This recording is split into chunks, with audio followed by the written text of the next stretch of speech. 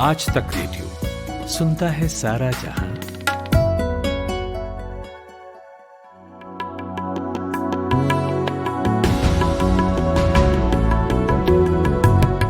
नमस्ते। नया साल आ गया है और जैसा कमलेश ताऊ ने भी ऑब्जर्व किया, शुरुआती रुझान ये कह रहे हैं कि नए साल की शक्ल सूरत भी 2020 की तरह ही है। कोई बड़ा अंतर देखने में नहीं आया है। वही दिन है, वही रातें हैं, वही उम्मीदें हैं। एक नायक आएगा, एक दवाई आएगी, एक सुबह आएगी जो सारे कष्ट हर लेगी। कोरोना वायरस के केसेस अभी आते रहेंगे कुछ दिन तो, और अमिताभ बच्चन के ट्वीट्स में गिनती संबंधी गलतियां भी होती रहेंगी और कड़ी निंदाएं भी होती रहेंगी संसद। बस मन में ये संतोष है कि इतने बुरे साल 2020 का आखिरी सूरज हमने देख लिया और अब उसे दोबारा नहीं देखना है। तो बदला तो कुछ नहीं है कैलेंडर के सिवा, और बदला ये भी नहीं है कि हमारा वीकली पॉडकास्ट तीन ताल हर सोमवार को आप सुनते हैं। मेरा नाम है कुलदीप सरदार। शुरू करते हैं तीन ताल। नया हफ्ता, नया बवाल। तो अभी जब हम ये तीन ताल रिकॉर्ड कर रहे हैं तो 1 जनवरी है, यकुम जनवरी है, नया साल है। 4 जनवरी को आप लोग इसे सुनेंगे। और आज बात जिन 2 टॉपिक्स पे होने वाली है, बिल्कुल एक एक लाइन में मैं बता देता हूँ।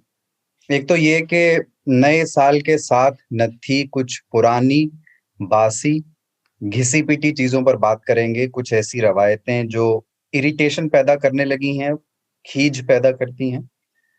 और उसके बाद दूसरे हिस्से में बात करेंगे रिलीजियस कन्वर्जन पर, यानी धर्म परिवर्तन पर। धर्म बदलने से होता क्या है, धर्म लोग बदलते क्यों हैं, कौन है जो बदलवाना चाहते हैं, पूरा कॉन्सेप्ट क्या है इसका। तो आज कमलेश ताऊ भी आ गए हैं, पिछले एपिसोड में वो नहीं थे, तो आज और आनंद आएगा इस पर बात करने में। और बिजार स्टोरीज भी होंगी, यानी अजीबो गरीब खबरें, और उस पर ताऊ और बाबा की नई नजर होगी। लेकिन शुरुआत 2021 से ही करते हैं। उम्मीदों का साल है, और कौन सा साल है वैसे जो उम्मीदों का नहीं होता। तो इससे पहले कि हम नए साल की पुरानी चीजों की चीरफाड़ करें, कमलेश ताऊ कैसे हैं आप? नया साल मुबारक हो रवायत के मुताबिक। नया साल आपको भी मुबारक हो और सुनने वालों को भी मुबारक हो। नया साल आया है और चूंकि पिछले साल को लोग अभी तो बहुत दोष दे रहे हैं, ऐसे कि उसने कुछ गुनाह कर दिया हो, और सब लोग बहुत खुश नजर आ रहे कि 2020 चला गया, बहुत 30 मिला पर निकल गया है और अब 21 आया है। पर देखिए, सालों में ना 19-20 का ही फर्क होता है या 20-21 का। सालों में ज्यादा फर्क नहीं होता। 365 दिन होते, कुछ अच्छे दिन होते और कुछ बुरे दिन होते हैं। तो 2021 को के आगमन पर 2021 का भी स्वागत करता हूँ। जिंदाबाद और जय हो। आपको याद नहीं होगा शायद, 6 साल पहले ताऊ आपने गजल लिखी थी। आज मैं ना फेसबुक मेमोरीज में मुझे दिखा रहा था, मैंने वो शेयर की थी। तो अब जो आपने कहा कि 20-21 का फर्क, तो उससे याद आया कि सुबह सुबह पढ़ा था वो, साल बदला है तो आपको हो साल मुबारक, हाल बदला नहीं वैसे तो बहरहाल मुबारक। ये आप ही का शेर है, यहीं पेल रहा हूँ। और इसमें और भी मैंने खोल लिया है, आगे 2-3 और पढ़ ही देता हूँ, फिर बाबा के पास चलते हैं। कि बीता जो साल आपको सालेगा सालों तक, आया जो साल उसकी नई चाल मुबारक, और सत्ता के गलियारों में सफेदी की चमक है, स्थाई तो नहीं है पर फिलहाल मुबारक। जो सिंगल अच्छा है ना, जो सिंगल है उन्हें डबल का ख्याल मुबारक, जो डबल है उन्हें शबे विसाल मुबारक, और रहने को हम साथ ही रहते थे रहेंगे, दरकार है हर पंछी को एक डाल मुबारक। साल बदला है। अरे आपको याद नहीं है ताऊ? आप ही ने तो लिखा था ये। वो मैं तो क्विक बंदी में लिखता हूँ ना, तो क्विकली लिख के भूल जाता हूँ। तो फेसबुक ने याद दिला दिया। पारनी बाबा जय हो। दोनों जय हो, जय हो। दोनों कभी अगर होते दुष्यंत कुमार और अदम गोंडवी तो इन शेरों पे दाद जरूर देते, ऐसा मुझे लगता है। ऐसे मेरे नहीं, इसमें बहुत बढ़िया वो क्विक बंदी में जो ये सफेद वाला बिंब है, सत्ता के गलियारों में सफेदी की चमक है।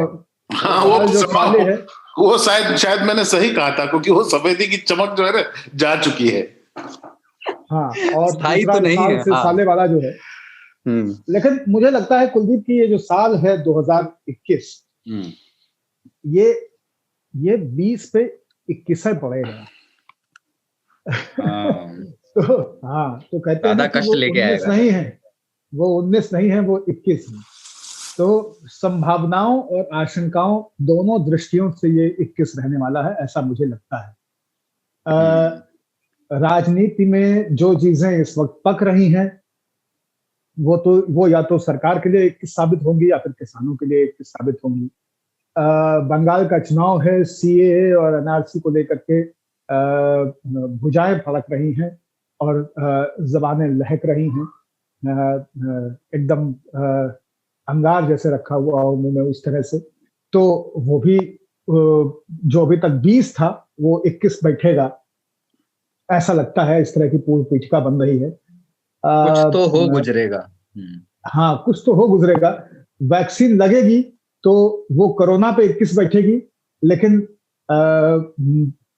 जो ह्यूमन एग्जिस्टेंस है, मानव के अस्तित्व की जो एक प्राकृतिक अवस्था है, उसकी निरंतरता पर भी वो 21 बैठेगी। करोड़ों लोगों को वैक्सीन पूरी दुनिया भर में लगेगी और उस वैक्सीन के प्रभावों को लेकर के भी बहुत स्पष्टता नहीं है कि किस करवट वो वैक्सीन बैठेगी, किस तरह से वो मानव जीवन को, उसके जनन द्रव्य को प्रभावित करेगी। और जनन द्रव्य से मेरा मतलब यहाँ पे ना तो परख नलियों में संचित किए गए वीर्य है और ना श्रृंगी ऋषि के कटोरे से निकले हुई खीर है। जनन द्रव्य से मेरा मतलब यहाँ पे डीएनए के ऊपर है। जो स्ट्रक्चर है कोशिकाओं का, जो चेतना है, जो किताब है जिससे इंसान बनता है, उस किताब के वर्कों पर ये कहाँ पे पानी गिराएगी वैक्सीन और कहाँ पे वार्निश लगा करके उन्हें स्थायी कर देगी, ये अभी अन्वेषण का विषय है, देखने की चीज है। मैं तो चाहता हूँ बाबा, हाँ, मैं चाहता हूँ कि इस वैक्सीन का एक दुष्प्रभाव हो। अगर वो आरएनए डीएनए पता नहीं आप जो बोल रहे हैं साइंटिफिक टर्म्स, अगर वो चेंज कर देता है तो इमेजिन कीजिए कि सबको लग गया वैक्सीन, लगभग पूरी दुनिया को वैक्सीन लग चुका है 10% लोगों को छोड़कर, ठीक है। और 3 साल के बाद लोगों को हंसने की बीमारी लग जाती है और आदमी अनायास मुस्कुराता और हंसता रहता है।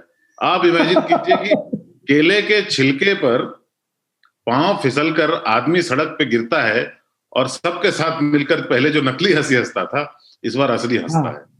और लोग क्या बात है, क्या बात है। केले के छिलके भी गायब हो गए हैं सड़कों से। स्वच्छता अभियान ने शहरों में प्लास्टिक बिखेर दिया है, बड़े पैमाने पे जगह जगह पे प्लास्टिक के डिब्बे रख दिए गए हैं और कर्कश आवाज में स्वच्छता के नारे गाए जा रहे हैं हर शहर में। स्वच्छ भारत के गीत हैं और केले के ऑर्गेनिक छिलके जो है उनको उठा करके उन डस्टबिनों तक डालने की कवायद चल रही है। तो माना जा रहा है कि इससे स्वच्छता इस दुनिया को बहुत जरूरत है। मैं चाहता हूँ कि जैसे में जब केले के छिलके गायब कर दिए गए हैं, कम से कम हंसने के बहाने तो रहे। तो आप समझो दफ्तर कोई देर से आ रहा है, पहले दांत निपोड़ देता था, है ना। और अभी तो जो बॉस गुस्साता है वो भी मुस्कुरा के बोले बहुत देर से आए हो। हाँ, और ये पॉडकास्ट मेरी टीम अगर सुन रही होगी तो आपके साथ एकदम कह देगी कि नहीं, जो ताऊ कर रहे हैं वो तुरंत सही हो जाए। सबसे पहली वैक्सीन पालनी आनंद को ही लगे और ये हंसने की बीमारी से ग्रस्त हो जाए। बहुत तनाव है, सबके माथे पे बल है। मैं चाहता हूँ, मतलब सबकी इच्छा होती है कि यार ऐसा कुछ हो जाए दुनिया में कि हम छोटी छोटी बातों के लेकर जो उलझे पड़े रहते हैं, लोग दंगे मारपीट कर रहे होते हैं, सबका मुकाबला बस ठहाके से हो। ताऊ की बातें इतनी मतलब कई बार अतरंगी होती हैं, बिल्कुल उलट बांसी जिसको कहते हैं ना। जैसे बात हो रही है यार कर्मकांड क्यों है भारत में, मैं तो चाहता हूं कि कर्मकांड रहें, शेष चीजें जाएं। तो कबीर दास की उल्टी बानी, बरसे कंबल भीगे पानी। वक्त आ गया है पानी भीगे। पानी बहुत दिनों से सूखा और शुष्क पड़ा हुआ है। हाँ, अब ब्लू है पानी, पानी water should be wet now. Yes. तो रवायतें जो नए साल से जुड़ी हैं, जो मेरा कहना है, मुझे मालूम नहीं ताऊ का क्या कहना है इस पे, मेरा कहना है कि घिसी पिटी हो गई हैं और हमें छोड़ना चाहिए या नए तरीके खोजने चाहिए जो अब इरिटेट करने लगी हैं, जिन्हें अब कूड़े में डाल देना चाहिए। एक एक करके चर्चा में वो उछाली जाएं। तो पहला तो यही है मेरी तरफ से कि मैं अब सीरियसली सोचने लगा हूँ कि क्या नए साल पे हमें एक दूसरे को विश भी करना चाहिए या नहीं।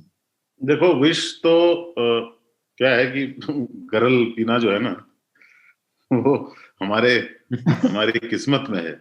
ये विश जो है विश की तरह ही है। लोग, ये व्हाट्सएप आने के बाद ना और आसान हो गया है। पहले टेक्स्ट में चलता था, पहले कुछ लोग बहुत होशियार होते थे, 3 घंटे पहले मैसेज करते थे, इसके पहले कि नेटवर्क पूरा क्लॉग हो जाए, मैं आपको विश कर देना चाहता हूँ। अभी जो है 3 तारीख तक चलता रहता है व्हाट्सएप आने के बाद, है ना, कि हैप्पी न्यू ईयर हो। अब क्या है कि साल, अच्छा कुछ लोग उसमें ये भी निकालते हैं कि क्यों विश कर रहे हो, ये तो अंग्रेजों का दिया हुआ साल है ना। उसको तड़ाक से पूछ दो कि शक संबत का कौन सा दिन है तो पता नहीं पाएगा। लेकिन लोग उछल रहे होते हैं कि हम तो क्यों आज ही क्यों नया साल मना रहे हैं, हमारा नया साल तो कभी और होता है। पर हकीकत ये है कि दिन तो बदलते नहीं, है ना, साल भी नहीं बदलते। ये एक बाबा बता रहे थे एक दिन कि ये तो हमारा इजाद किया हुआ सब कुछ है ना, ऐसा तो नहीं है कि केवल इंसान का है। हाँ, केवल इंसान का है। गाय, कुकुर, कबूतर जो आपकी बालकनी में बैठे हुए हैं और आपके रात के चूस के निचोड़ के फेंकी गई चिकन की हड्डियां हैं, उनके ऊपर अपनी चोंच पैनी कर रहे हैं। उनसे पूछिए कि साल बदला है क्या। हाँ, 31 की रात कबूतर को भी पता नहीं होता क्या हो रहा है आज, सबके घर में बाजा बज रहे हैं, पटाखे फूट रहे हैं। हाँ, पटाखे फूट रहे हैं, ये पागल हो गए लोग ये। हाँ। लेकिन ये जो नितांत रचनात्मक संदेश आते हैं व्हाट्सएप पे, मतलब आप कैसे रिस्पॉन्ड करते हैं, कैसे डील करते हैं? मतलब मैं तो कई बार खोलने में डरता हूँ कि यार रीड कर लें, फिर इमीडिएटली जवाब भी देना पड़ेगा। फिर शाम तक ये होता है कि मैं ना सेम टू यू को अपने अंगूठे पे रख लेता हूँ। मतलब वो फोन पे होता है ना कि आप कॉपी करके रख लेते हैं, तो आप अंगूठे पे आपके कॉपी है, आप अंगूठा चिपकाएं, वो सेम टू यू का पेस्ट का ऑप्शन देगा और फिर वो सबको चला जाता है। तो मैं लोगों को यहाँ पे वो जैसे राम शलाका होती है ना तुलसीदास जी की, कि कैसे वो सलाई जिससे कि आप सभी सब साध सके, वो राम शलाका दे देता हूँ कि दिवाली हो, होली हो, ईद हो, जो लोग गुड फ्राइडे के पर भी बधाई देते हैं उनके लिए भी है ये। नया साल हो, विक्रम संवत वाला हो, मातृ पितृ दिवस हो, अलग अलग तिथियों पर मनाई जा रही भगत सिंह की शहादत हो, ऐसा कोई भी मौका हो, तो उसमें मैं क्या करता हूँ, वो एक बहुत बढ़िया शॉर्टकट है। और जर्नलिज्म में शॉर्ट हैंड का बड़ा महत्व है। तो मैंने यहाँ पे एक शॉर्ट हैंड अडॉप्ट किया है कि बाकी दिन अगर मुझे 100 लोग संदेश भेजते हैं व्हाट्सएप पे, तो मुझे 100 संदेश लिखने पड़ते हैं जवाब में। हाँ, नहीं, हो सकता है, यद्यपि, किंतु, परंतु, उल्लेखनीय है, ज्ञातव्य हो, गौरतलब है, ये सब चलते हैं। लेकिन बहुत सुविधा रहती है मुझे दिवाली पे, होली पे और नए साल पे या ऐसे 2-4 पर्वों पे, कि मैं सवेरे ही एक मैसेज किसी एक सज्जन को भेजता हूँ और उस भेजे हुए मैसेज को मैं कॉपी करके रख लेता हूँ। और उस दिन अगर मुझसे कोई ये भी पूछता है ना, मतलब कुलदीप सोचो तुम बच गए, तुम कह रहे थे कि ताऊ अभी ऑफिस पहुंचे नहीं है, तुमने व्हाट्सएप पे मैसेज किया, मैं उसके रिप्लाई में भी वही भेजने वाला था। तो मैं एकदम अनासक्त भाव से कि भाई तुम अगर ये भी कह रहे होगे कि अब हमारी टीम में एक बालक है अनुग्रह, उसने मुझे अपनी दादी, उनकी दादी भी खत्म हो गई हैं और ईश्वर उनकी आत्मा को शांति दे, या प्रकृति उनकी आत्मा को शांति दे, जिस भी रूप में, लेकिन मैंने उसको भी मैसेज भेज दिया कि उसने मुझे 13 का कार्ड भेजा और मैंने उसको रिप्लाई कर दिया कि आपके परिवार को सुख शांति और सुरक्षा मिले और ये साल अच्छा हो, ऐसे करके। तो इस गति में मैं चल रहा होता हूँ कि मैं एकदम नहीं देखता हूँ। तो फिर मैंने उसको सुधारा, हालांकि क्योंकि ऐसा मामला था कि तत्काल उसको सुधारने की आवश्यकता मुझे लगी। लेकिन मुझे लगता है कि लोगों को सवेरे सवेरे कॉपी पेस्ट बना लेना चाहिए, क्योंकि देखिए रचना धर्मिता इस देश में इसलिए बहुत ज्यादा है क्योंकि इस देश में हर घर में मंदिर है और मंदिर में जब ईश्वर से कोई संवाद नहीं होता और कोई क्रिटिसिज्म नहीं आ रहा होता है, तो लोग हर तरह से उनको सजा मजा रहे होते हैं। हमारी एक मामी है जिनके पास रजाई और कंबल हैं, जो जाड़े में वो ठाकुर को पहनाती हैं, और एक छोटा सा कूलर है जो कि ईश्वर के कमरे में चलता है, लड्डू गोपाल के कमरे में गर्मियों में उनको फ्रिज का ठंडा पानी पिलाया जाता है, रूअफ़ज़ा का शरबत पिलाया जाता है। एक बार मैं उनसे कह चुका हूँ कि आप रूअफ़ज़ा क्यों पिलाती हैं, आपको कुछ चंदन वंदन या इस तरह का शरबत पिलाना चाहिए, ये तो बहुत ही इस्लामिक है, ठीक नहीं है, पता नहीं किस तुर्क ने बनाया होगा और आप इसे ठाकुर को पिला रही हैं। तो इन सारी वर्जनाओं में मुझे लगता है कि ये जो रचनाशील समाज है, जो रोज सवेरे आपके व्हाट्सएप को सुप्रभात और शुभाशितामी और बौद्धिक ज्ञानार्जन की चीजों से भर देता है, जो कर्म की पराकाष्ठा, मेहनत, श्रम, बड़ों का सम्मान, विनम्रता, इन सब के ऊपर लंबे लेक्चर की परंपरा लेकर के आपसे रोज रूबरू होता है, उसको ये सारे बहाने जो है ना, काग रुदम की तरह मिलते हैं। हाँ, काग रुदम की बेला की तरह मिलती है कि एक कौवा अगर मर जाए तो 500 कौवे उस दिन फिर गाने गाते हैं, रोते हैं, चिल्लाते हैं, शोर मचाते हैं। एक आदमी ने मुझे आज लिख के भेजा HNY, मतलब कि हाँ, और उसको मैं HBD का एक्सटेंशन सिर्फ HNY, मैंने उसको लिखा है S2U। पर एक चीज नोटिस किया है कि कुछ लोग ना बहुत ही उसमें बहुत क्रिएटिव हो जाते हैं और बहुत अच्छा पद्य लिखते हैं और उनको नीचे अपना नाम भी डाल देते हैं, है ना, लेकिन पहले मित्र को जिसको भेजते हैं वो उनका नाम हटा देता है और फिर वहां से उसको फेंक देता है मार्केट में, और फिर वो शाम तक जो है ओरिजिनल लेखक कई लोगों के नाम से आ जाते हैं।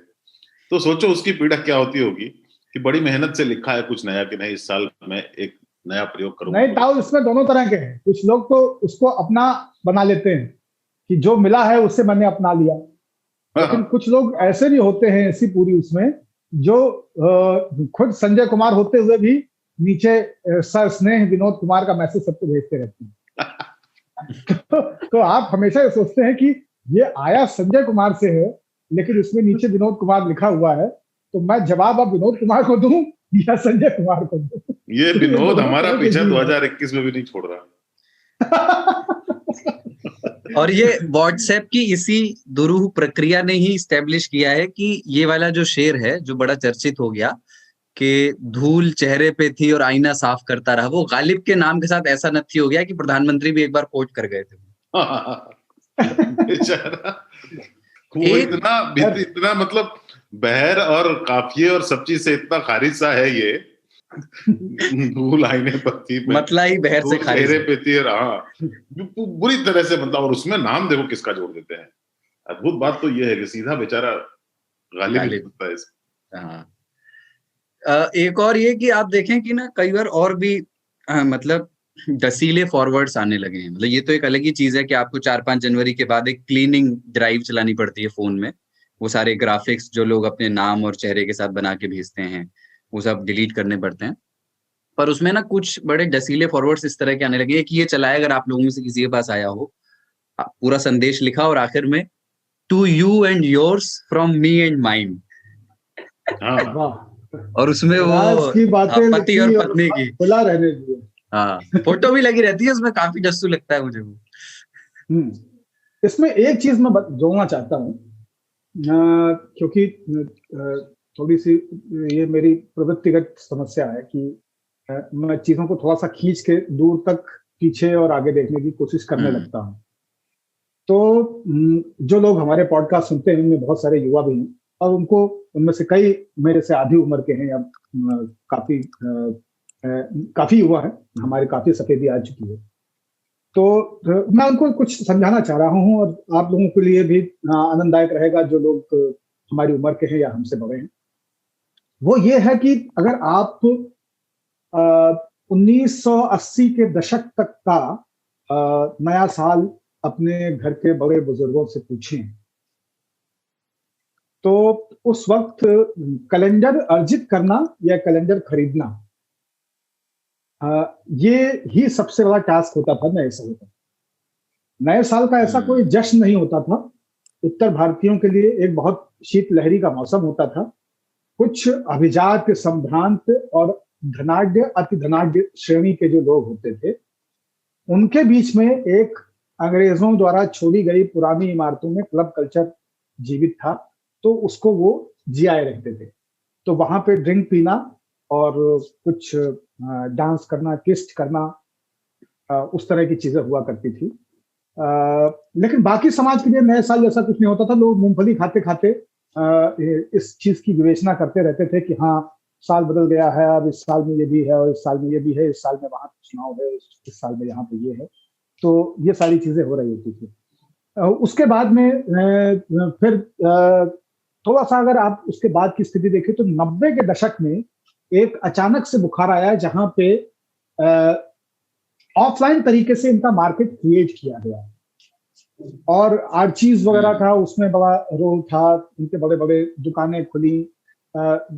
बच्चे और मध्यम वर्गीय परिवारों में जो बड़े होते थे जिनके लिए नया साल दफ्तरी चीज थी, अपने बॉस को या अपने सहकर्मियों सहपाठियों को विश करना, उनके लिए कैलेंडर, उनके लिए ग्रीटिंग्स बनाना, हाथ से रंग के तैयार करना, चिट्ठियां लिखना, पोस्ट कार्ड पे नए साल के संदेश, जब पोस्ट कार्ड की कीमत 15 पैसे हुआ करती थी, मुझे याद है बचपन में। तो उस दौर में वहां से निकल कर 90s में जो है वो अचानक से प्रिंटेड कार्ड्स जो है वो बहुतायत संख्या में अचानक ग्रीटिंग कार्ड्स, ग्रीटिंग कार्ड्स, और उन्होंने उसमें फिर वो एक कटिंग वाला आ गया था, डिजाइन वाला, बिल्कुल। और फिर उसमें कई तरह के और चीजें जोड़ती चली गई, जिसमें टेडी बियर अचानक से भारत पहुंचा। तो जिन घरों में कर्नाटिक शैली के बुजुर्ग दंपति स्प्रिंग से गर्दन हिलाते हुए रखे रहते थे ड्राइंग रूम्स में, वहां पे अचानक से वो टेडी पहुंच गए, लाल गुलाबी रंग के, भूरे रंग के। ये 90s में आया। कटिंग वाले ग्रीटिंग्स बने जिनको खोल के घर बन जाते थे या दिल निकल आते थे। उस वक्त अजय देवगन, सैफ अली खान और अक्षय कुमार का जोर था, ये लोग सब नवोदित थे उस वक्त। सीबा, दिव्या भारती, तब्बू, ये सब नए चेहरे थे। इनकी तस्वीरें भी छपा करती थी, ममता कुलकर्णी हुआ करती थी उस दौर में, उनके चेहरे वाली भी ग्रीटिंग्स बना करती थी। तो ये हर तरह का ग्रीटिंग का मार्केट था जो 2 रुपए से लेकर के, और उस जमाने में 200 रुपए था, जब अच्छे भले लोगों की तनख्वाहें 30,000, 5,000, 6,000, 8,000 रुपया हुआ करती थी। 2000 के बाद से जैसे जैसे ऑनलाइन का स्पेस बढ़ा, वैसे वैसे हमने देखा कि याहू मैसेंजर में न्यू ईयर के ग्रुप्स हैं, चैट रूम्स हैं, वहां पे पार्टी तय हो रही हैं, वहां पे लोग मिलने का वर्चुअली डिसाइड कर रहे हैं कि हम लोग को वहां पे मिलना चाहिए। उस चैट रूम में जिसको एंट्री मिली है वही लोग उस पार्टी में आ सकते हैं। तो एक तरह से रेविफिकेशन हुआ वहां से नए साल के जश्न का। और अब तक न उदारीकरण के चलते, खुले मार्केट के चलते, नया साल, valentine, friendship day, mother's father's day, ये सब अपनी अच्छी पैठ बना चुके थे। 2010 के बाद जो एक काफी तगड़ा बूम फेसबुक का और व्हाट्सएप का, ट्विटर का, इन सब का आया, उसने इसको और दूसरे लेवल तक पहुंचाया है। और आप देखें तो 2010 के बाद की सबसे क्रांतिकारी चीज जो है, हम लोग 10 साल खत्म करें अगर, तो वो मुझे लगता है कि शुरुआत में तो जीता हुआ फेसबुक लगता था, लेकिन बाद में मुझे जीता हुआ व्हाट्सएप लगता है, क्योंकि व्हाट्सएप के बिना आप नहीं रह सकते हैं, फेसबुक के बिना आप रह सकते हैं। ताऊ तो फेसबुक पे है भी नहीं, लेकिन व्हाट्सएप पे उनको रहना ही पड़ता है।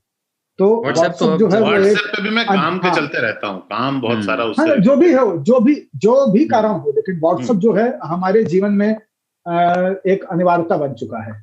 तो उसके बिना होता नहीं। जैसे वो बहरे के कान की मशीन होती है कि उसके बिना जिंदा तो रह सकते हैं लेकिन काम नहीं चलता है, उसी तरह से वो हमारे। पर एक चीज है कि व्हाट्सएप पे जो है मैं उनको जानता हूँ। फेसबुक पे क्या होता है, अनजान लोगों से बतियाने के चक्कर में जिनसे जानते हैं, जिनको जानते हैं चेहरे से या नाम से, या जिनसे आपका कोई संबंध है काम से या घर से, उनसे ही बात करते हैं आप व्हाट्सएप पे। जबकि फेसबुक पे आपको उलझाए रखते हैं वो लोग जिन्होंने ना कभी आपको देखा है न कभी आपके बारे में वो सोचते हैं। बस यूं ही बात विवाद चलता रहता था फेसबुक पे। फेसबुक की एक दुर्गति हो गई। तो जो मूल बात मैं कहना चाह रहा हूं वो यही है कि नए साल को इस तरह से बनाने में, तैयार करने में, मुझे लगता है कि संचार की और बाजार की, इन दोनों की एक बड़ी भूमिका है। वरना आपसे 30 साल 40 साल पहले तक कई शहरों के लिए, कस्बों के लिए नया साल कोई बहुत आश्चर्य की चीज नहीं थी। गांव में आज भी आपको ऐसे लोग मिलेंगे जिनसे आप जाके पूछें कि आज नवा साल है तो कहें कौन तारीख, अच्छा आज नवा साल है, कहें ठीक। अब इसके आगे कहने के लिए उनके पास कुछ नहीं है ना। तो मेरे यहाँ बचपन में बाबा, बचपन में क्या होता था कि नए साल में कोई ग्रीटिंग नहीं दी जाती थी। ये ना, ये जो happy new year to you होता है, ये नहीं होता था। नए साल में हमारे यहाँ एक चीज होती थी, पूस आलू। पूस और आलू से बना है मेरे हिसाब से, मेरा गेस है ये, कि पुसालू होता था, जिसमें कि आप घर से सामान ले जाते थे किसी नदी किनारे किसी जंगल में पत्थर पर, कहीं टीले पर, कहीं बांध के सामने, वहां जाके आप बनता तो उसमें चिकन विकन भी था, मतलब अपने अपने आहार के मुताबिक लोग बनाते थे, पर परिवार का पूरा कुनबा जो है एक जगह बैठकर बाहर आग में उसको जलाते थे और खाना पकाते थे और वहीं खाते थे, फिर दरी बर्तन सब समेट के शाम में घर आ जाते थे। बिल्कुल बिल्कुल। ये बनारस में जो हमारे पुराने मित्र हैं, उनके परिवारों की अभी भी यही परंपरा है कि 1 तारीख को सवेरे जीप में, बोलेरो में, उस जमाने में कमांडर होती थी, तो उनमें सब लोग आटा, सब्जियां, चिकन, तेल, नमक, घी, अचार, दुनिया, पत्तल, ये सब ले करके और 1 बाल्टी लोटा, इतना सामान, मिर्चा रख के, अपना 1-2 छुरी रख करके, और मिर्जापुर की तरफ जहां जहां पे जलप्रपात है वहां पे जाकर के उनके पास में जम जाते थे और वो पत्थरों के ऊपर आग जला के गोईठा की, कंडे की, उपले की, और उसमें चोखा बनता था, उसमें हांडी में चिकन पकता था, बाटियां बनती थी, भरौआ वाली, कुछ सतुआ भरी, कुछ प्लेन, और दिन में लोग वहां पे नहाते थे। औरतों का अपना टोला होता था चद्दर बिछाए हुए, पुरुषों की अपनी बैठकी होती थी, पान जमाए हुए, बीड़ी पीते हुए या और चीजें करते हुए, बच्चे खेलते थे। तो ये बिल्कुल आप जो कह रहे हैं, ये बहुत शानदार बिंब है, हम इसको मतलब याद करते हुए मैं और उसमें मैं देखता था, अब तो गैस आ गया है तो पता नहीं अभी क्या होता है, मैं तो बहुत दिनों से ये सब देखा नहीं, किया भी नहीं, पर वहां पे ये होता था कि लकड़ी खुद चुनकर लाना पड़ता था और पानी खुद आप लाते थे, स्वच्छ पानी की व्यवस्था भी आपको खुद ही करनी पड़ती थी। बाकी चीजें आप घर से ले जाते थे, मसाले, और हम लोग लकड़ी वहां पे चुनते थे और गोईठा साथ ले जाते थे, क्योंकि भौरा बनाने के लिए, ये बाटी बनाने के लिए भरी हुई आपको गोईठे की जरूरत होती है। कंडा चाहिए ही होगा, तो गोईठा 1 बोरिया सीमेंट वाली भर करके गोईठा, उसको हम लोग ले आते थे, लकड़ी वहां पे चुन जाती थी। मतलब जो लोग ना समझ पाए हो, गोईठा से मतलब उपले से है, पढ़ते थे गोईठा के तीनों नाम मैंने इसलिए लिए थे, गोईठा, उपला, कंडा। हाँ, तो वेस्ट यूपी में कंडा कहते हैं। तो चलता हो। हाँ, और जो ये कांडा से मत समझिएगा हरियाणा वाले, मैं कंडे की बात कर रहा हूँ। और जो हरियाणा में कंडा ही कहते हैं, पाए हैं तो ज्यादा ही अर्बन है, जो कैडबरीज बेबीज हैं, उनके लिए मैं बता दूं कि these are cow dung cakes. जिनको आप कैडबरी बेबीज कह रहे हैं, वो भी नए साल की पार्टियां करते हैं, इसी तरह की पिकनिक्स हिमाचल में जाके मलाना क्रीम के साथ। तौबा। हाँ, इसे पिकनिक भी कहने लगे थे लोग। हाँ, यही पिकनिक होती थी, और क्या, कंट्री साइड पिकनिक। हाँ, country side picnic, country side. एक और चीज, मतलब एक तो मतलब ये व्हाट्सएप फॉरवर्ड्स और ऐसे लोगों को भी विश करना जिनसे 1.5 साल 2 साल में बात भी नहीं होती, एक तो ये थोड़ा इरिटेटिंग लगता है कई बार। सिर्फ जो आप जिनको आप विश मीन करते हैं, आप घर से बाहर हैं, आप नए साल पे अपने परिवार से कुछ समय बात करना चाहते हैं या 2-3 खास लोगों को विश करना चाहते हैं, वो तो ठीक है, पर एक जो 150 लोगों को विश करने की परंपरा, एक तो ये, दूसरा ये कि न्यू ईयर रेजोल्यूशन, इससे मेरी निजी तकलीफ ये है कि जो पूरा ना करना हो वो रेजोल्यूशन में ले लिया जाए। मतलब मेरा इतिहास है कि जब मैंने जो रेजोल्यूशन में लिया, तब मैंने उसमें मुंह की खाई। रेजोल्यूशन लिए ही उन चीजों पे जाते हैं जिनको हम सहज या स्वाभाविक तरीके से कर नहीं सकते हैं। तो आप ये समझिए कि हम देवता को खाना क्यों खिलाते हैं, क्योंकि हमें पता है कि देवता खाएगा नहीं और वो हमको ही खाना है, इसलिए बहुत बढ़िया द्रव्य बना के हम देवता को ऑफर करते हैं। तो रेजोल्यूशन नए साल के जो है वो होते ही इसलिए है कि वो, क्योंकि सहजता से पूरे नहीं हो सकते थे, तो नए साल पे डाल दिया उसको कि नहीं भैया कल से नहीं।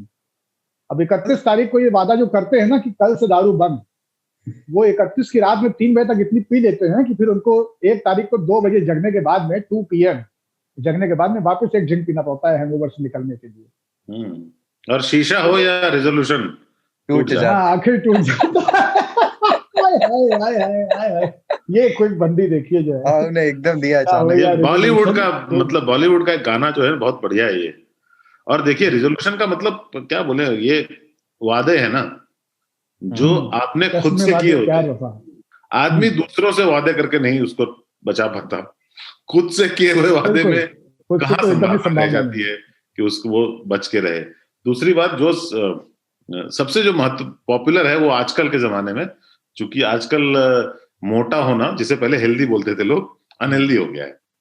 पहले जो लोग मोटे होते थे उसके बारे में उसको डिस्क्राइब ऐसे किया जाता था, थोड़े हेल्दी से खाते पीते घर के नहीं, खाते पीते घर के खाते पीते हैं बिल्कुल।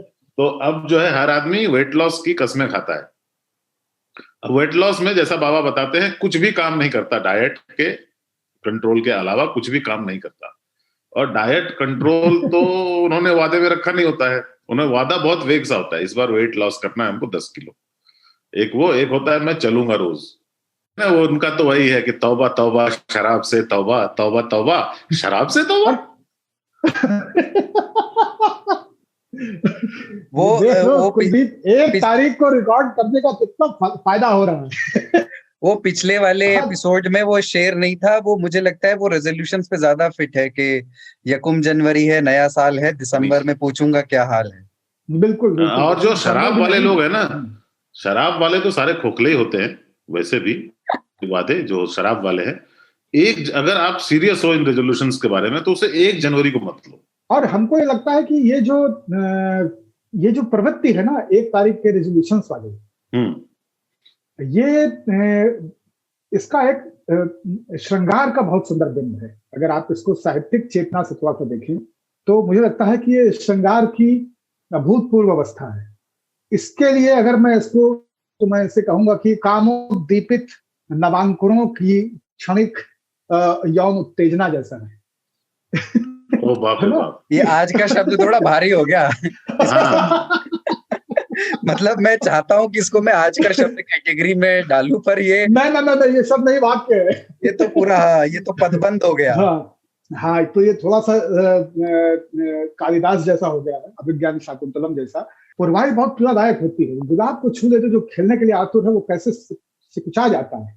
ये जो नए साल की जो पूरी उत्प्रेक्षा है ना, इसमें रेजोल्यूशन जो है वो पुरवाई की तरह आते हैं और एक चलती संभलती जिंदगी में अचानक से पुरवाई का दंश लग जाता है और उस दंश से आदमी फिर हफ्ते 10 दिन में निकल भी लेता है। अगर कोई बहुत इस दंश को कायम रखने की कोशिश भी करता है तो भीष्म पितामह की तरह 14 या 15 जनवरी को सूर्य उत्तरायण होने के बाद वो दंश बचता नहीं है। जैसे ही सूर्य उत्तरायण होता है उस रेजोल्यूशन के प्राण हो जाते हैं, प्राण पखेरु निकल जाते हैं। तो ये एक देखे दिखाया है कि 1 जनवरी का रेजोल्यूशन 15 जनवरी की सुबह नहीं देख पाता है। एक बात है। और एक चीज जो मतलब मेरी लिस्ट में है वो है भविष्यवाणियां।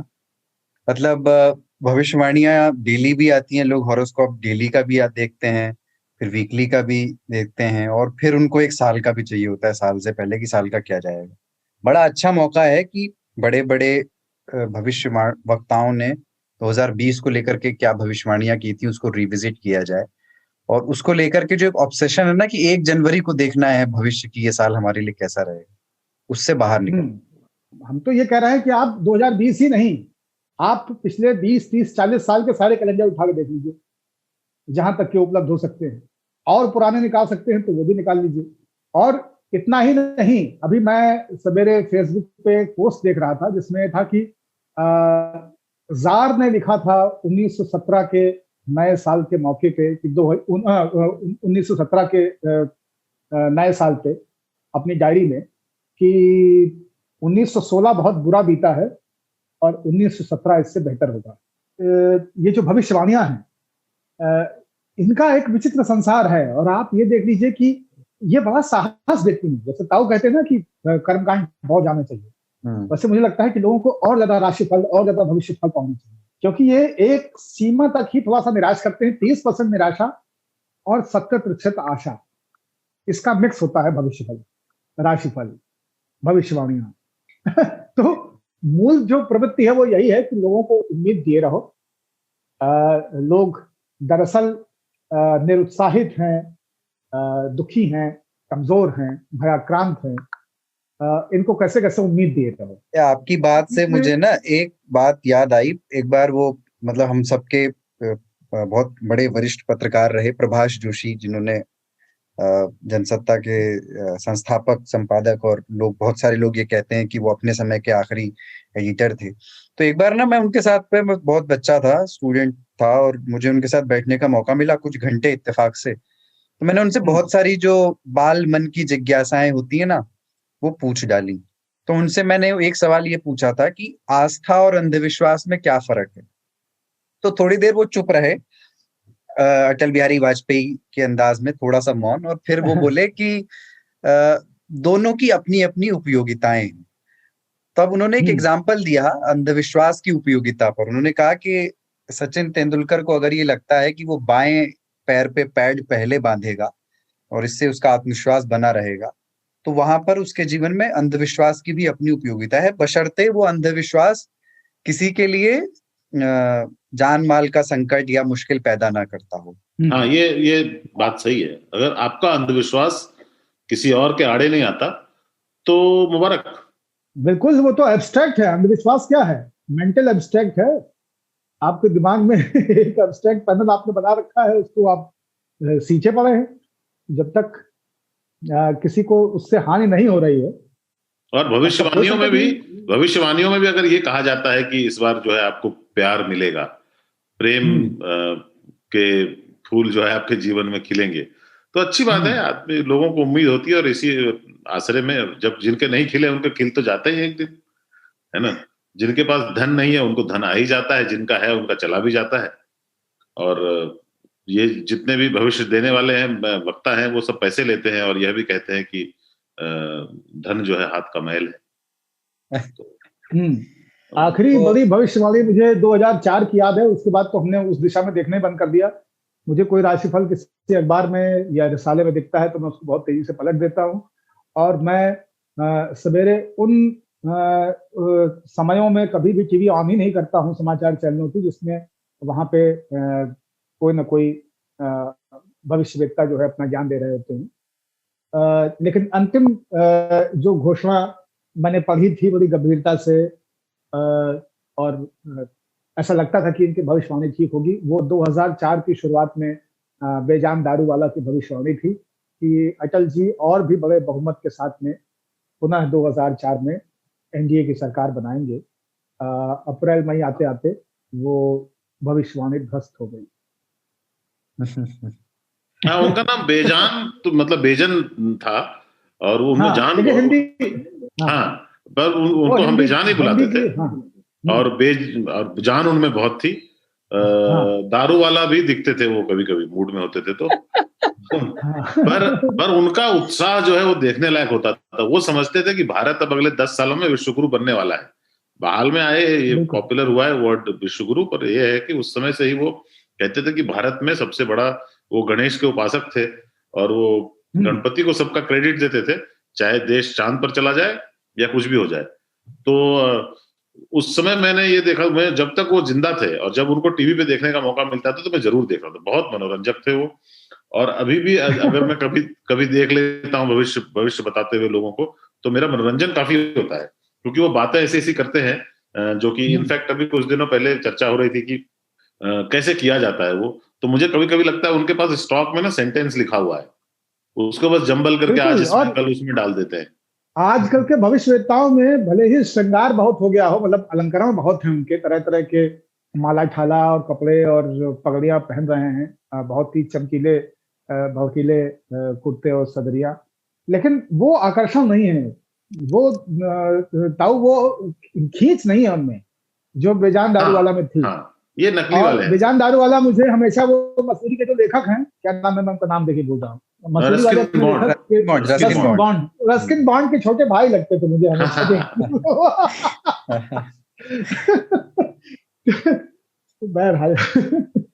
ठीक है, तो ये नए साल पे बातचीत, चूंकि अभी अगले हिस्से में भी जाना, कोई बुराई नहीं है, भविष्यवाणियां होती रहनी चाहिए। अगर कुछ ऐसी बातें जिनसे किसी को कोई नुकसान नहीं हो रहा है और लोगों को उम्मीदें बन रही हैं और कुछ लोगों के उससे घर भी पल रहे हैं, तो ऐसी चीजों में कोई बुराई नहीं, इनको चलते रहना चाहिए। भले ही वो गलत साबित हो, कोई बात नहीं, क्योंकि कुछ समय, ठीक है, कुछ समय का तो कॉन्फिडेंस बना रहा, और कष्ट में रहने से अच्छा मुगालते में रहे। सही है। मैंने पिछली बार भी कहा था, इस बार भी कह रहा हूँ कि जीने वालों को मरने की आसानी दे मौला। लोग कैसे जी रहे हैं यार, बहुत कष्टप्रद है ना। तो ये जीने के दौर में अगर उम्मीदें, आशाएं। इसलिए मैं कहता हूं कि जब ईश्वर नहीं होगा धरती पे तब भी कितनी समस्या होगी। ईश्वर होना एक बहुत बड़ी समस्या हो सकता है, लेकिन ईश्वर का ना होना भी एक समस्या हो जाएगी। लोग सदा निहायत प्रैक्टिकल हो जाएंगे, निहायत व्यवहारिक हो जाएंगे, निहायत साइंटिफिक और रियलिटी बाउंड हो जाएंगे एकदम, और ये और खतरनाक स्थिति होगी। हाँ, अभी तो गरीबों को आप ये कह देते हो कि आपकी ये दुर्दशा इसलिए है, भगवान ऐसा ही चाहता है। अब उनकी मर्जी होगी तो आप बाद में तो अधिकार भी मांगेंगे, हिस्सा भी मांगेंगे, और मामला बहुत गर्म हो सकता है।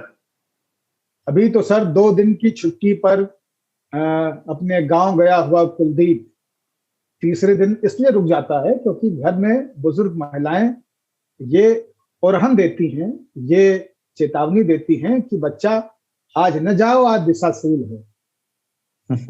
ये दिशाशूल नहीं होगा तो ये 24 और घंटे अपने घर पे नहीं रुकेगा, फिर ये चला आएगा।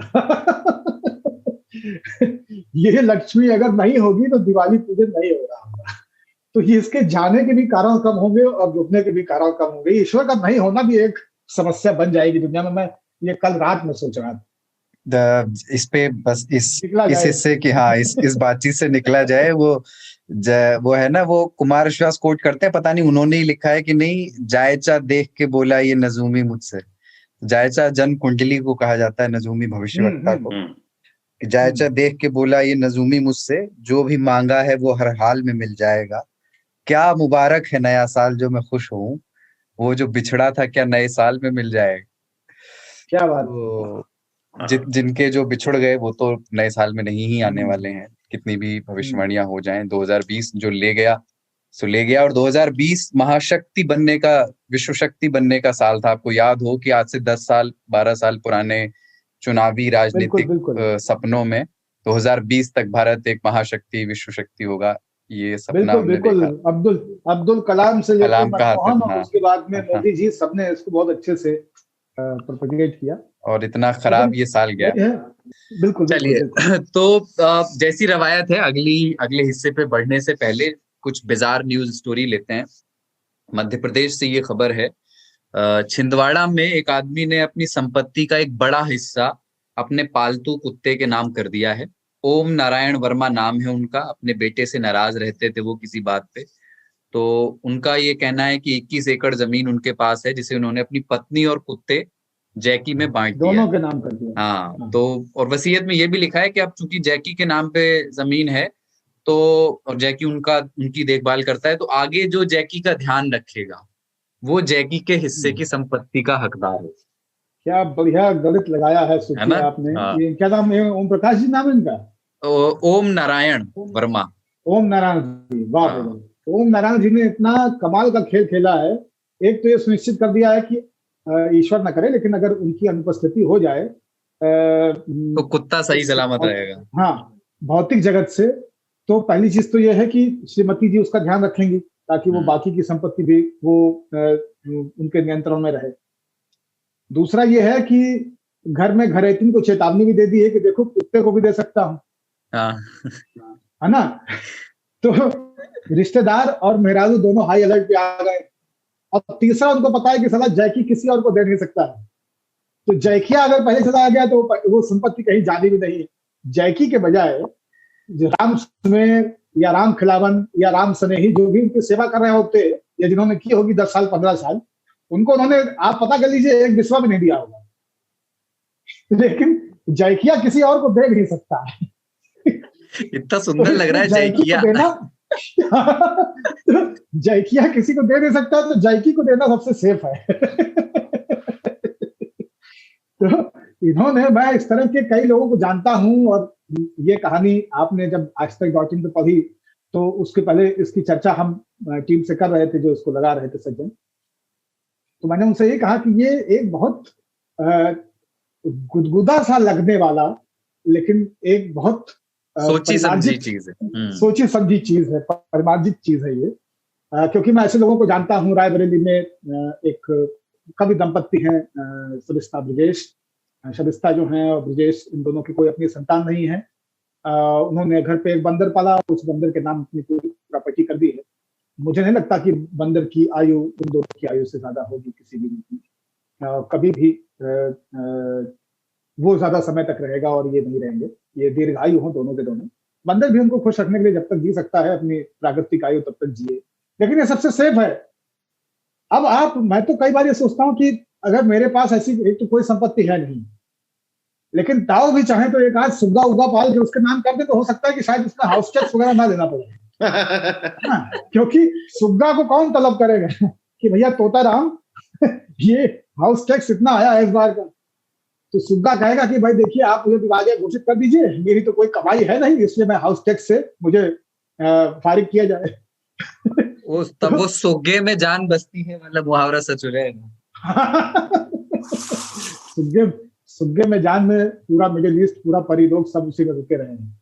लेकिन मुझे लगता है कि ये बहुत ही विनोदपूर्ण, और मैं कह रहा हूं ना, जैसे ताऊ ने बताया कि विनोद पीछा नहीं छोड़ रहा है, विनोदपूर्ण किंतु परिमार्जित सोची समझी परिकल्पना है ये।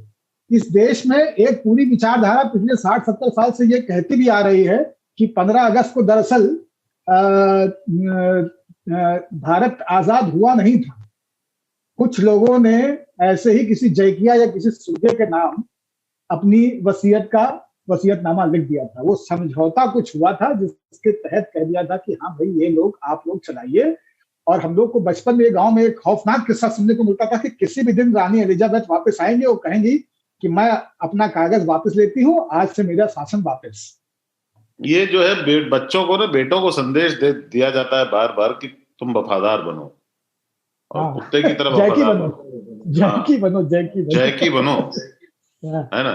ये जो जैकी श्राप जो बच्चों को मिला हुआ है, इसको भी परिवार में हमारे यहाँ ऑपरेशन बहुत ज्यादा होता है बच्चों से एक्सपेक्टेशन।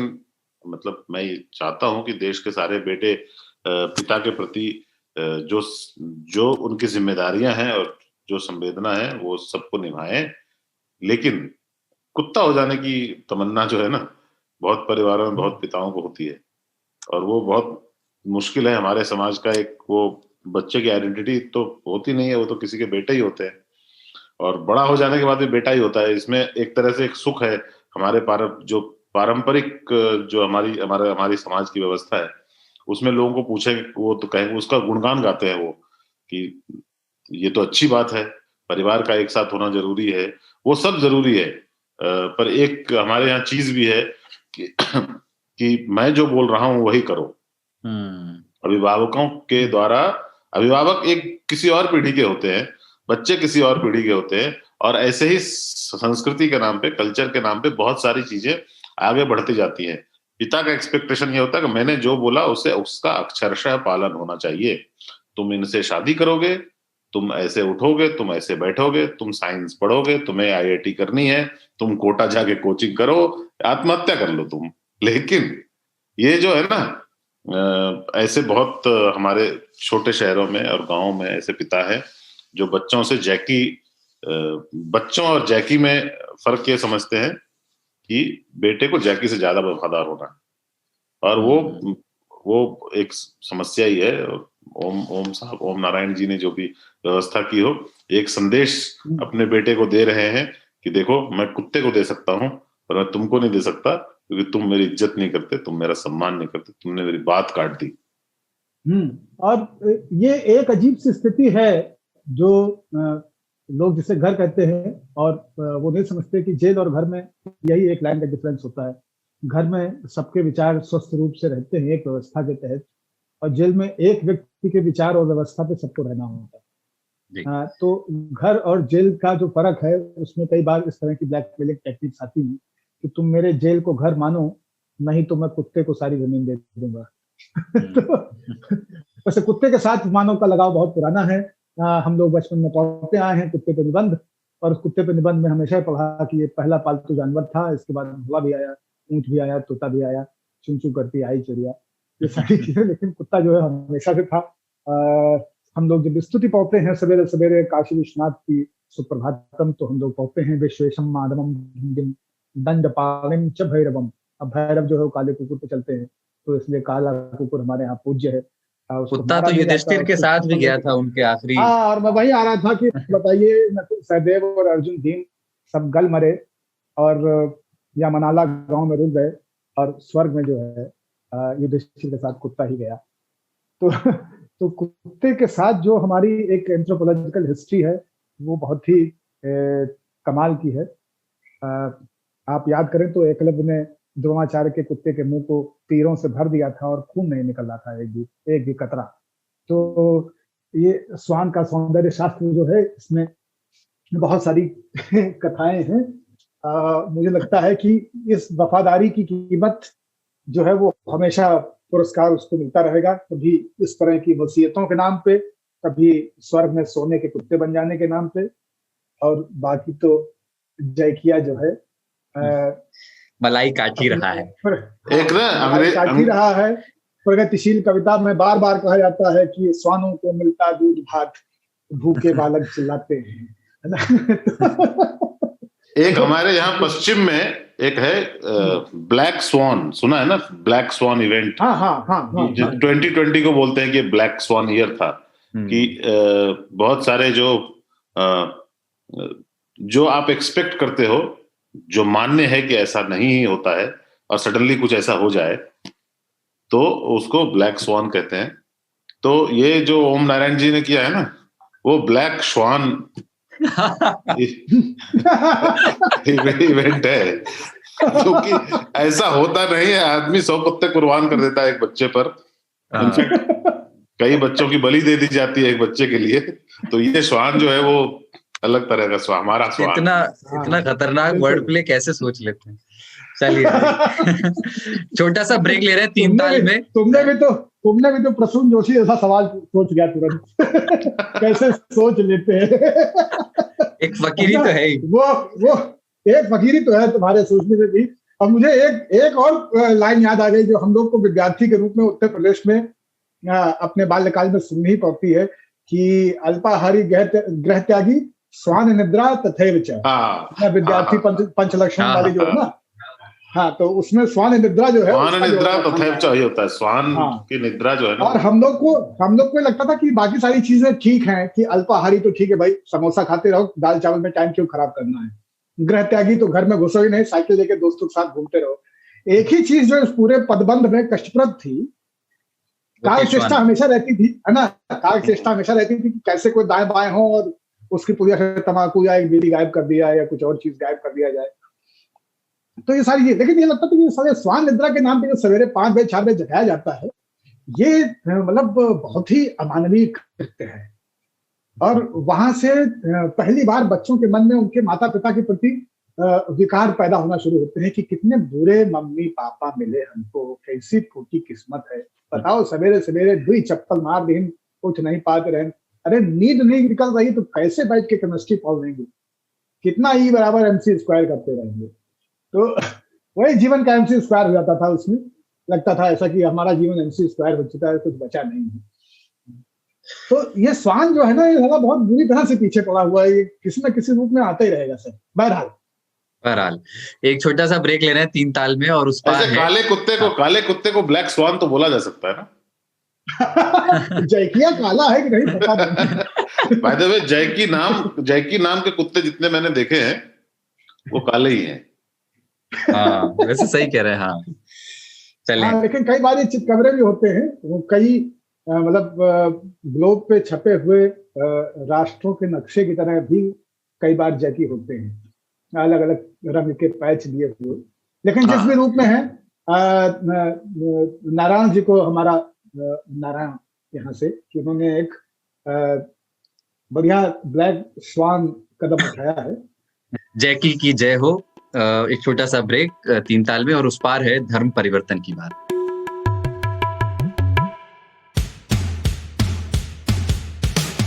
आज तक रेडियो, aajtak.in/radio, ये हमारा पता है, लेकिन हम आपके पसंदीदा ऑडियो प्लेटफॉर्म्स पर भी हैं।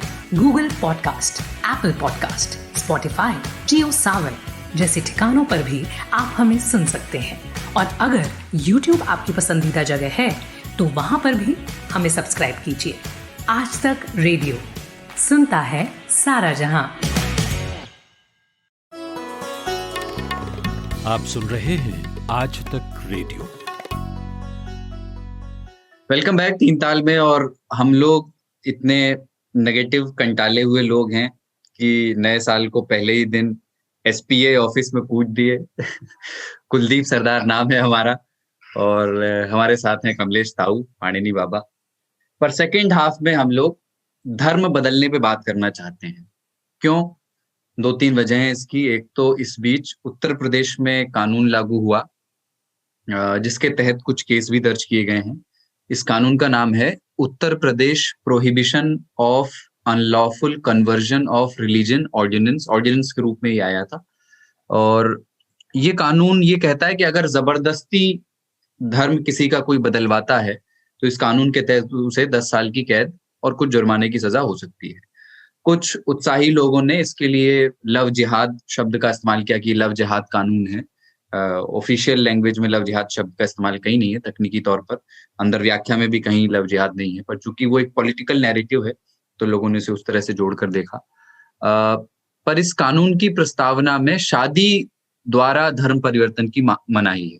तो अब बहुत लोगों की चिंताएं हैं कि इस कानून का मिसयूज किया जा सकता है। 2 वयस्क लोग जो अलग अलग धर्मों के हों और अपनी मर्जी से शादी करना चाहें, उनको भी इस स्फेयर में एक क्राइम की तरह पेश किया जा सकता है। शिकायतें दर्ज करके उनको कानूनी पचड़े में फंसाया जा सकता है। दूसरी बात यह है कि मध्य प्रदेश में भी इस तरह के कानून की तैयारी है। देश के रक्षा मंत्री राजनाथ सिंह का बयान है, निजी हैसियत से उन्होंने एक बयान दिया है जिसने एक नई बहस खड़ी की है। वो ये कह रहे हैं कि शादी के लिए धर्मांतरण का समर्थन वो नहीं करते हैं। मतलब शादी के लिए धर्म बदलने की जरूरत क्यों ही है? पहली नजर में तो ये बात ठीक लगती है। हालांकि वो ये भी कह रहे हैं लगे हाथ के मुसलमानों में तो नहीं होता है कि दूसरे धर्म में शादी हो तो धर्म बदल दिया जाए। धर्मांतरण पर ओवरऑल बात करना चाहते हैं कि शादी के नजरिए से भी और वैसे भी उसके अलावा भी बहुत सारे दलितों के साथ इस तरह के केसेस आते हैं। ऐसी घटनाएं सुनने में आती है कि जब वो अपने धर्म में एक्सेप्टेबिलिटी ना मिलने पर दूसरा धर्म स्वीकार कर लेते हैं। पर धर्मांतरण की जरूरत और उपयोगिता कुछ है या नहीं है? मतलब बाबा, हमको लगता है कि राजनाथ जी यही कह रहे हैं ना कि भाई धर्मांतरण की क्या आवश्यकता है शादी के लिए। हाँ, तो ये तो अच्छी बात है। चलिए, कोई आदमी तो एक तार्किक बात कह रहा है, क्योंकि ये जो पूरी लड़ाई है इन सारे कानूनों का औचित्य खत्म हो जाए जो उन्हीं की मेखलाओं से उपज रहे कानून में।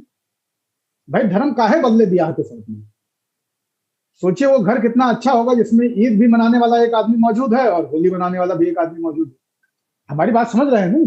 हाँ, बिल्कुल। तो मतलब यही मैं कह रहा हूँ कि प्रथम दृष्टया राजनाथ सिंह की बयान बिल्कुल, इसीलिए मैंने उसको कोट किया है कि वहां से बात शुरू हो, लेकिन उसके विरुद्ध सिक्के के दूसरे पहलू। मैं ये सोच रहा था कि भाई ब्याह मनई से भा है ना, वैसे धर्म से थोड़ा भा है। किसी व्यक्ति से, महिला या पुरुष से आपका विवाह हुआ है, उसके धर्म से विवाह करना क्यों अनिवार्य है? जब उससे विवाह हो तो वो अपना वर्ण करे, आप अपना वर्ण कीजिए। मन हो तो आप अंगीकृत कर लीजिए, लेकिन वो आपकी शिक्षाचारिता होनी चाहिए। मैरिज जो है वो उससे मुक्त हो जानी चाहिए। संकट राजनाथ जी के विचार में ये है कि कोई हिंदू परिवार में जब कोई मुस्लिम लड़की ब्याह करना चाहेगी तो क्या उसका धर्म उसको, मतलब जो हिंदू पद्धति विवाह की है, क्या वो अलाउ करेगी कि वो मुस्लिम लड़की पत्नी के रूप में स्वीकार की जाए? मुसलमानों के यहाँ भी ये है कि जब तक कलमा ना पढ़ ले लड़का या लड़की दूसरी तरफ वाला, तब तक वो शादी ही नहीं हो सकती। निकाह केवल और केवल मुसलमानों के बीच हो सकता है। तो मुझे लगता है कि राजनाथ जी की बात को अगली लड़ाई पे ले जाना चाहिए। आप जैसे जो लड़ाई यही है कि इस तरह की मैरिजेस को रिलीजन के बैरियर से मुक्त होना चाहिए और समाज को इस तरह की शादियां सामाजिक रूप से भी स्वीकार करना चाहिए। अभी एक स्पेशल मैरिज एक्ट है जिसके तहत एक ईसाई और एक मुसलमान, एक हिंदू और एक मुसलमान, एक सिख और एक ईसाई, ये भी आपस में शादी कर सकते हैं स्पेशल मैरिज एक्ट, बिना अपने रिलीजन्स को कन्वर्ट किए हुए। वो बेचारा सबसे दोयम दर्जे का कानून माना जाता है विवाह के लिए। लेकिन मुझे लगता है कि केवल उस कानून की ही छत्र छाया में शादियां स्वीकार क्यों की जाएं? उस कानून के अलावा भी अगर दो लोग अपने अपने धर्म को अपने अपनी ड्रेसिंग टेबल पे छोड़ करके मंडप में आ जाएं या कोर्ट में आ जाएं या लोगों के सामने मंच पे आ जाएं और एक दूसरे को फूल माला पहना के, अंगूठी पहना के, गुलदस्ता उछाल करके अगर अंगीकृत कर ले तो उसे मान लेना चाहिए। तो वो एक घर में जो मल्टी कल्चरल हिसाब किताब हो जाए, सुनने में बड़ा अच्छा लगता है। आपने कहा कि काश ऐसी सोसाइटी हम बना पाए, है ना। वो उसके लिए वो हिंदी में शब्द है रोटी बेटी का व्यवहार, है ना, जो जातियों के कॉन्टेक्स्ट में भी कहा जाता है और रिलीजियस इंटर रिलीजियस मैरिजेस में भी अगर वो कर पाए तो हो पाए। लेकिन प्रॉब्लम मतलब मेरा ये इसमें मुझे ये समझना भी चाहता हूँ, पर मुझे ये लगता है कि जिसे हम रिलीजियस प्रॉब्लम की तरह देख रहे हैं, वो अपनी जड़ में एक किस्म की सेक्सिस्ट प्रॉब्लम ज्यादा लगती है। क्यों? क्योंकि लड़की की सब कुछ लड़की से तय हो रहा है कि लड़की हिंदू है या मुसलमान है, और लड़की की जाति या उसका धर्म पहले पिता को, जो पिता की जाति या पिता का धर्म जो था वो था, और उसके बाद जब विवाह हो गया तो उससे अपेक्षित है कि पति का जो जाति और धर्म है वो उसको मिल जाए।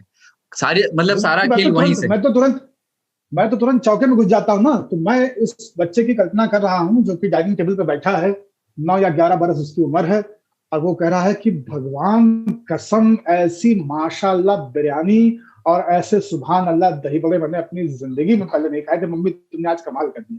और अब्बू आपने जो इसमें बाद में बघार लगाया है, ये तो एकदम मतलब नास्त्रे दमस है। तो इस तरह से भगवान की कसम खा के माशाल्लाह कहने वाले बच्चे को मैं खोज रहा हूँ। क्या है कि बहुत गलत सब्जेक्ट छेड़ दियो, ठीक है। हम अकस्मात फूट पड़ेंगे, बहुत बुरा लग रहा है। हम लोग केवल कैटलिस्ट की तरह, उत्प्रेरक की तरह। और आपने जो है ना ये रोटी बेटी का व्यवहार बोला ना, हाँ देखो ये अच्छा लगता है ना सुनने में। हाँ। रोटी बेटी का व्यवहार है बहुत ही खराब है ना, थोड़ा सा ये बहुत ही खराब है। वाले हैं। आपने ये भी सुना होगा कि युद्ध में ना जब हमारे ऊपर आक्रमण होता था तो एकदम क्रूर से क्रूर चंगेज खान टाइप भी स्त्रियों और बच्चों को नहीं मारता था, है ना। क्यों? दया नहीं करता था वो। स्त्रियां और बच्चे धन थे, वस्तु वो लूटने आते थे। तो उसमें से एक लूटना, हमारे ये किसी और कल्चर की बात नहीं, हमारे कल्चर में भी स्त्री धन होती है ना। गोधन स्त्री धन, इसलिए गाय को नहीं मारते, स्त्री को भी नहीं मारते। उसका स्त्री यहाँ पर उपयोग उपभोग की वस्तु है। बिल्कुल, दान भी उसी का होता है, पुरुष दान पुत्र दान कभी नहीं हुआ। हाँ, औरत घर का गहना होती है ना। पुरुष गहना नहीं होते, औरत होती है। और शर्म जो है औरत का गहना होता है, और उन्हें ढक के रख क्यों उससे क्योंकि ढक के रखना चाहिए। आप जो आपकी वैल्यूएबल चीजें होती है, हमारे घर में टीवी होती थी ना शुरू में, तो टीवी के ऊपर भी कवर लगाते थे, है ना, क्योंकि वैल्यूएबल चीज होती थी, नई नई आई थी। अभी देखो घरों में टीवी में कवर नहीं लगता, क्योंकि अब बहुत टीवी हो गया यार, तो बूढ़ी हो गई, मतलब संस्कृति आ गई। अब संस्कृति आ गई। दादी अम्मा पल्लू नहीं लगाएंगी तो कोई जरूरत नहीं, अब तो धन नहीं रही वो, है ना। तो क्या होता है कि मैं मतलब हर एंगल से इसको टच करना चाहता था थोड़ा। क्या होता है, थोड़ा शक भी होता है। कुछ लोग देखो, कुछ लोगों का मानना है कि यह एक ऑर्गेनाइज्ड एक तरह से एक मूवमेंट है, लव जिहाद जिसको नाम देते हैं ये लोग, कि ये मतलब एक जानबूझकर कॉन्स्पिरेसी है, उसके तहत की जा रही है कि लोग हिंदू लड़कियों से शादी करके फिर उनको मुसलमान बनाना है। एक एंगल वो है। एक एंगल ये भी है कि जैसे टेररिस्ट अटैक होते हैं ना, तो कुछ तो ऑर्गेनाइज्ड टेररिस्ट अटैक होते हैं, अलकायदा ने किया, आईसिस ने किया। कुछ ना लोन वुल्फ अटैक होते हैं, बंदा कर रहा होता है आईसिस के लिए, लेकिन आईसिस को पता नहीं होता। ये बाकायदा के हैं, ये अलकायदा के नहीं है, बाकायदा के। हाँ, वो इंस्पायर्ड होता है उनसे, और वो अकेले ही एक इवेंट को अंजाम देता है। वो भी जिहाद कर रहा होता है, आईसिस अलकायदा दोनों बोलता है हमारा इससे कोई लेना देना नहीं है, पर उसका कहना है कि मैंने एक भला काम किया, मैंने अल्लाह की राह में ये किया। ऐसे भी टेररिस्ट ईसा मसीह ने ये नहीं कहा था कि ये नहीं जानते ये क्या कर रहे हैं, माफ करना। हाँ, तो ऐसे भी लोग होते हैं। ऐसा नहीं है कि इसमें धर्म का एंगल नहीं है, इसमें सिर्फ प्यार है और मोहब्बत है। 90% हाउएवर मोहब्बत ही है। और ये जो कानून लाए जा रहे हैं एक के बाद एक स्टेट में, बेहुदगी की पराकाष्ठा है। ये हमारे देश में जहां संविधान का राज है, जहां इक्वालिटी है, वहां पर एक आदमी अपने पसंद के दूसरे पुरुष या दूसरे स्त्री से, या एक स्त्री दूसरे पुरुष से शादी नहीं कर सकते, क्योंकि उसमें कानून अड़चन डालेगा, उसमें तरह तरह की बाधाएं डाली जाएंगी। पर क्या होता है, सब कुछ में ना, मुझे बहुत, मैं शर्मिंदगी महसूस करता हूं कि हमें कानून लाना पड़ रहा है लोगों को मोहब्बत से रोकने के लिए, कि तुम इस समुदाय से हो, तुम उस समुदाय से हो, तुम्हारा आपस में कोई मेल नहीं हो सकता। लेकिन सबसे बड़ी बात है, मुझे इन लोगों से सहानुभूति भी नहीं है। क्यों? क्योंकि भाई साहब, मोहब्बत करते हो, ये क्या कम है? तो फिर तुम्हें अपना मजहब, धर्म, पूजा पद्धति क्यों चाहिए इसमें, है ना? तुम एक दूसरे को बदलने की कोशिश, पहले तो बदलने की कोशिश क्यों? दूसरा, कौन सा बड़ा तीर मार लिया? मतलब एक बेहूदगी से दूसरी बेहूदगी में जा रहे हो। दोनों में ऐसा तो कोई फर्क है नहीं, है ना? दोनों बीमारियां हैं। एक बीमारी छोड़ नहीं, तुम्हारी वाली मेरी वाली लोग नहीं करोगे तो फिर हमारा शादी नहीं हो सकता। अरे यार, आप अगर शादी ही करना चाहते, दोनों धर्म त्याग दो, दोनों। कि आज से हम ये ना रहे, आज से वो ना रही, आज से हम सिर्फ अपने, अब भारतीय रहे, इंसान रहे, जो भी है, हम यही है। उसके बाद तो कोई मामला नहीं है। आदमी बनना आसान था, आदमी बनना आसान था, शेख जी पारसा हो गए। ये जो ऊपर देख देख करके जो आप कह लेते हो कि परमिशन हो, सचिन तेंदुलकर की जो अंधविश्वास, जिससे कि कोई मतलब मुश्किल नहीं होती थी हमको, वो भी एक चक्कर लगा के ऊपर ही देखता था, है ना? यूं जो तकता है आसमान में तू, कोई रहता है आसमान में क्या, उस तरह की। तो ठीक है, ये आपकी, पर उसको जब कागजी लड़ाई हो गई है ना, कानूनी लड़ाई हो गई है, और स्पेशल मैरिजेस एक्ट के तरह में हमारे यहाँ बना हुआ है, कानून में व्यवस्था है, आप उसके तहत शादी कर लो कि हम भैया, हमें उससे, हम अपने धर्मों को बीच में आने नहीं दे रहे। हम दो व्यक्ति हैं, इंडिविजुअल्स के राइट होते हैं। इसका बाय द वे, इंडिविजुअल्स के राइट होते हैं ना संविधान में, हर इंडिविजुअल का राइट है। उसमें, अब उसमें ना पढ़ के ये लोग आपस में धर्म का गेम खेलते हैं, तो यही सब होगा। तो मुझे दुख भी होता है जब किसी बच्ची को पकड़ लिया जाता है, किसी लड़के को पकड़ लिया जाता है, उनको जेल में डाल दिया जाता है, और एक का तो बीच में मिसकैरेज हो गया यूपी में। मतलब हृदय विदारक चीजें हो रही हैं। लेकिन मुझे सहानुभूति भी टटोल कर देखता हूँ, मेरे पास नहीं होती, क्योंकि मैं चाहता हूँ ऐसे लोगों की, अगर तुमने मोहब्बत कर ली तो फिर तुम्हें क्यों चाहिए, बाकी कोई सहारा ही क्यों चाहिए कि इसका, मुझे उसके धर्म में परिवर्तित होना है या उसको मेरे धर्म में परिवर्तित होना है, मेरा वाला लेटेस्ट धर्म है, उसका वाला पुराना धर्म है, मेरा सनातन चल रहा है, ये सबको बीच में लाने की जरूरत ही नहीं थी। हाँ, लेट्स बोथ बी डायबिटिक। ये तो अजीब सा पूर्वाग्रह है कि तुम्हारा बीपी का तो ठीक नहीं है, बीपी शुद्ध त्याग दो और डायबिटिक हो जाओ।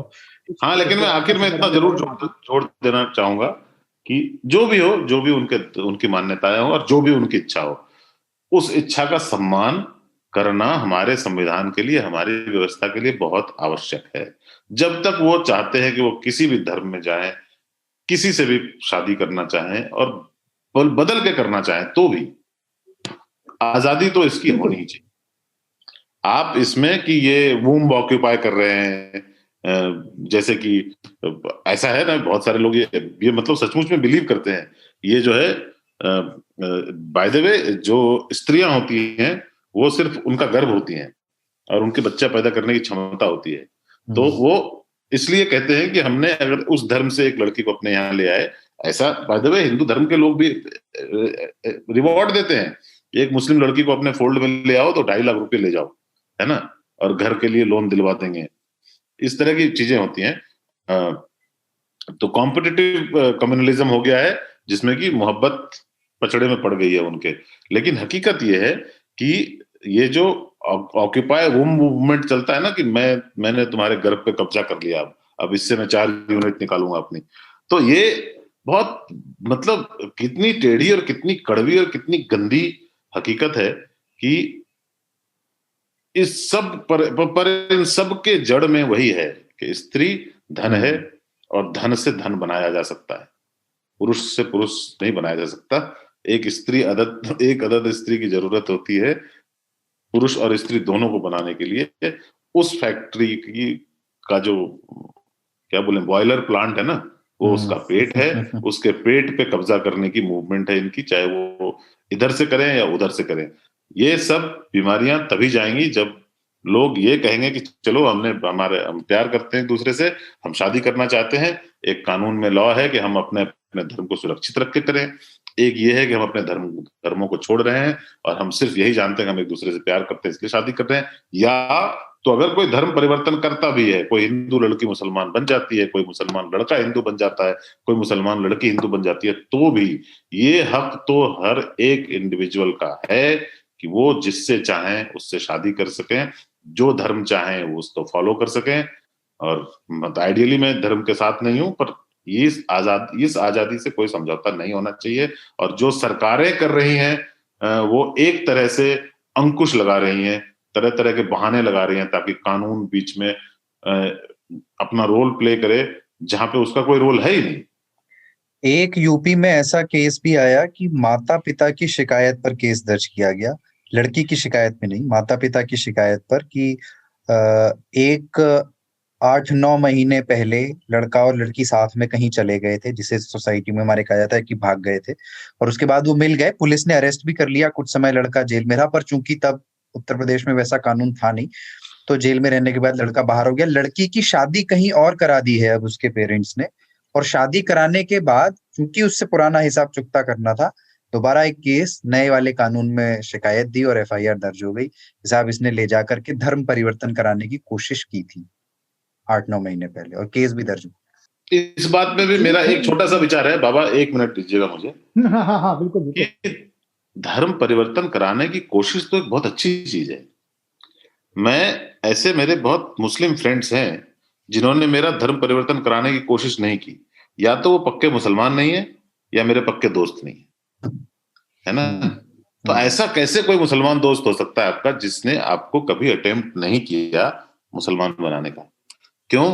क्योंकि उसकी एक और वजह है कि आप में मुसलमान बनने की संभावना नहीं है।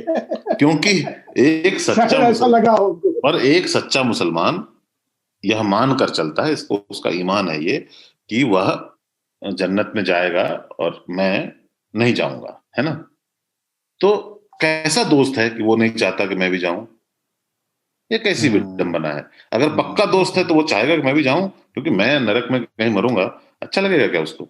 और कोई अगर जानबूझकर मुझे हर्ट ना करने के चक्कर में कि तू क्या सोचेगा मेरे बारे में, अब मुझे ऐसे ही छोड़ दे, है ना, या तो वो पक्का मुसलमान नहीं है, क्योंकि उसको भी पता है कहीं जाना नहीं है, जीना यहाँ मरना यहाँ, इसके सिवा जाना कहाँ।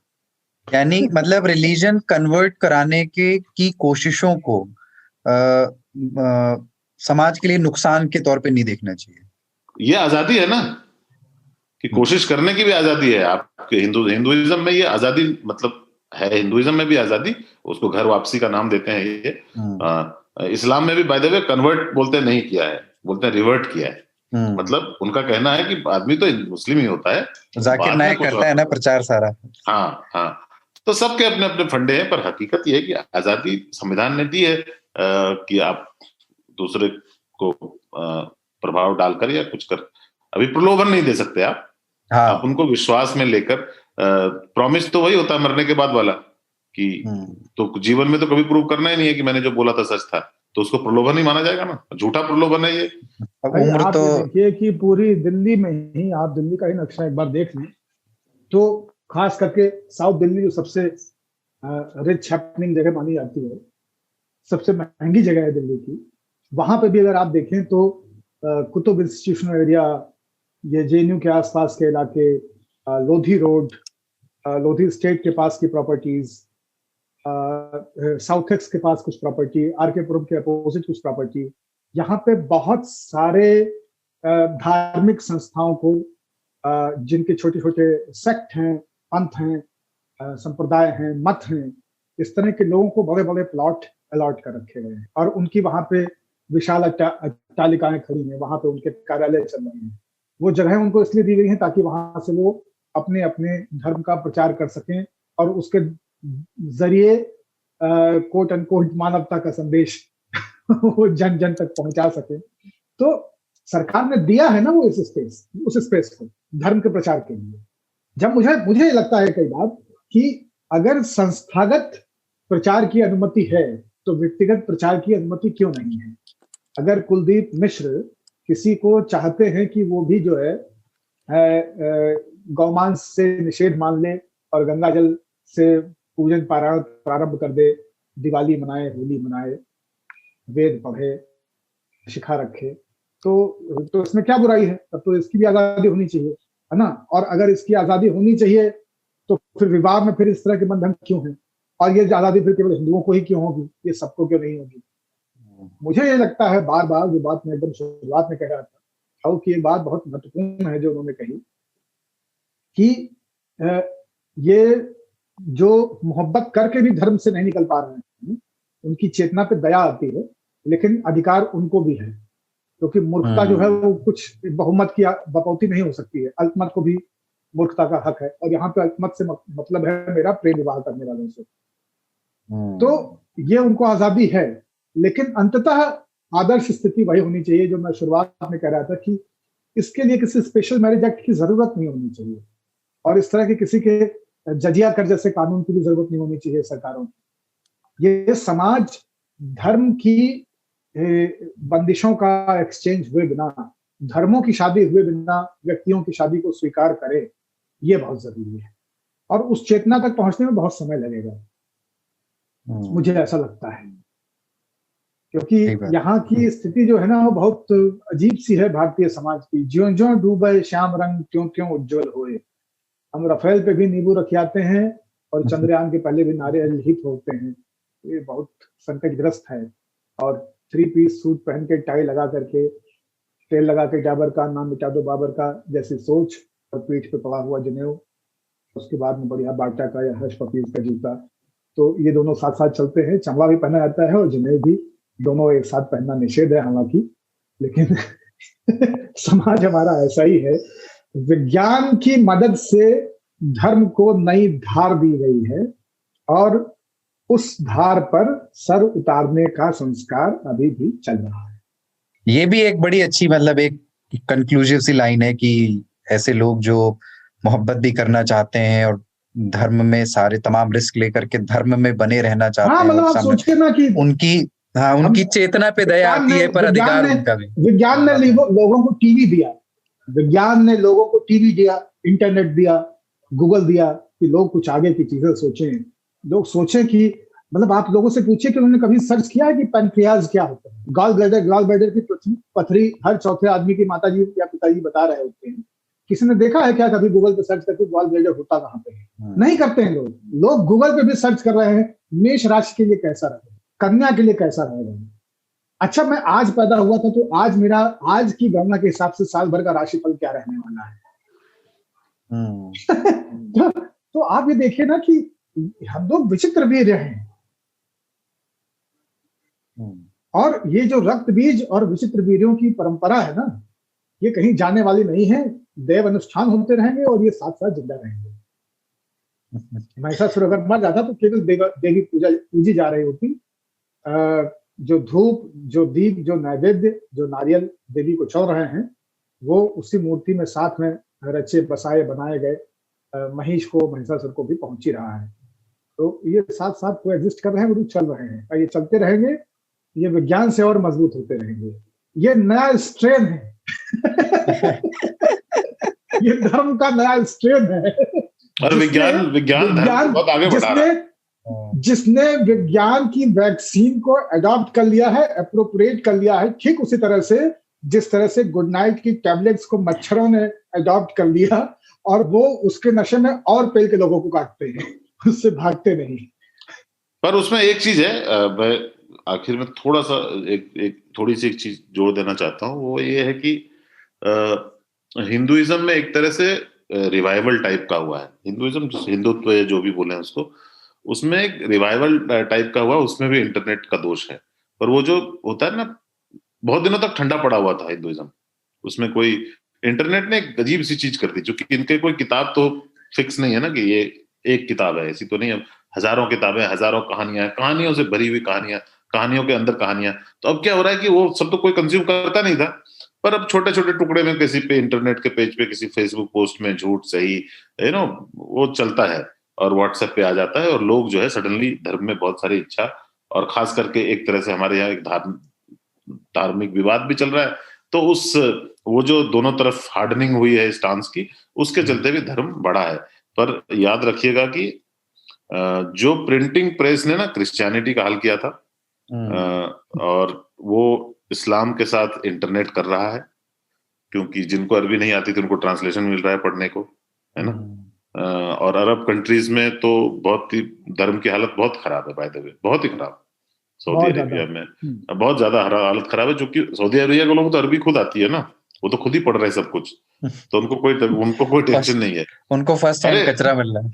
और 2020 में फायदा होते ही 2000 उनको समझ में आता है सब कुछ। 2020 में ईरान एक देश है जो कि मुस्लिम मेजॉरिटी नहीं रहा, ऑफिशियली अनाउंस नहीं कर सकते, पर ईरान में अब जो थियोक्रेटिक स्टेट है पर मुस्लिम मेजॉरिटी नहीं रहा, क्योंकि वहां पे धर्म न मानने वाले की संख्या पहली बार धर्म मानने वालों से ज्यादा हो चुकी है, क्योंकि तंग आ चुके हैं लोग। हिंदुस्तान में एक थोड़ा सा है कि हिंदू भी यहाँ पे ज्यादा हिंदू हो गया है, मुसलमान भी ज्यादा मुसलमान हो गए, पर धीरे धीरे हम समझेंगे, जैसे कि यूरोप में हुआ है ना, पूरे पश्चिमी यूरोप में धर्म गौण सा हो गया है, उसकी उपस्थिति है, चर्च है, वहां घंटे बजते हैं, मास होता है, प्रेयर्स भी होते हैं, पर उसका हमारे जीवन में कोई ना योगदान है ना उसका कोई इंटरवेंशन है, वो कहीं पे भी घंटा बजता है लेकिन घंटा कोई घंटे को सुनता नहीं। हाँ, हस्तक्षेप नहीं है, वो आप कैसे खाते हैं, कैसे रहते हैं, क्या खाना चाहिए, किस करवट सोना चाहिए, किस पैर को पहले रखना चाहिए,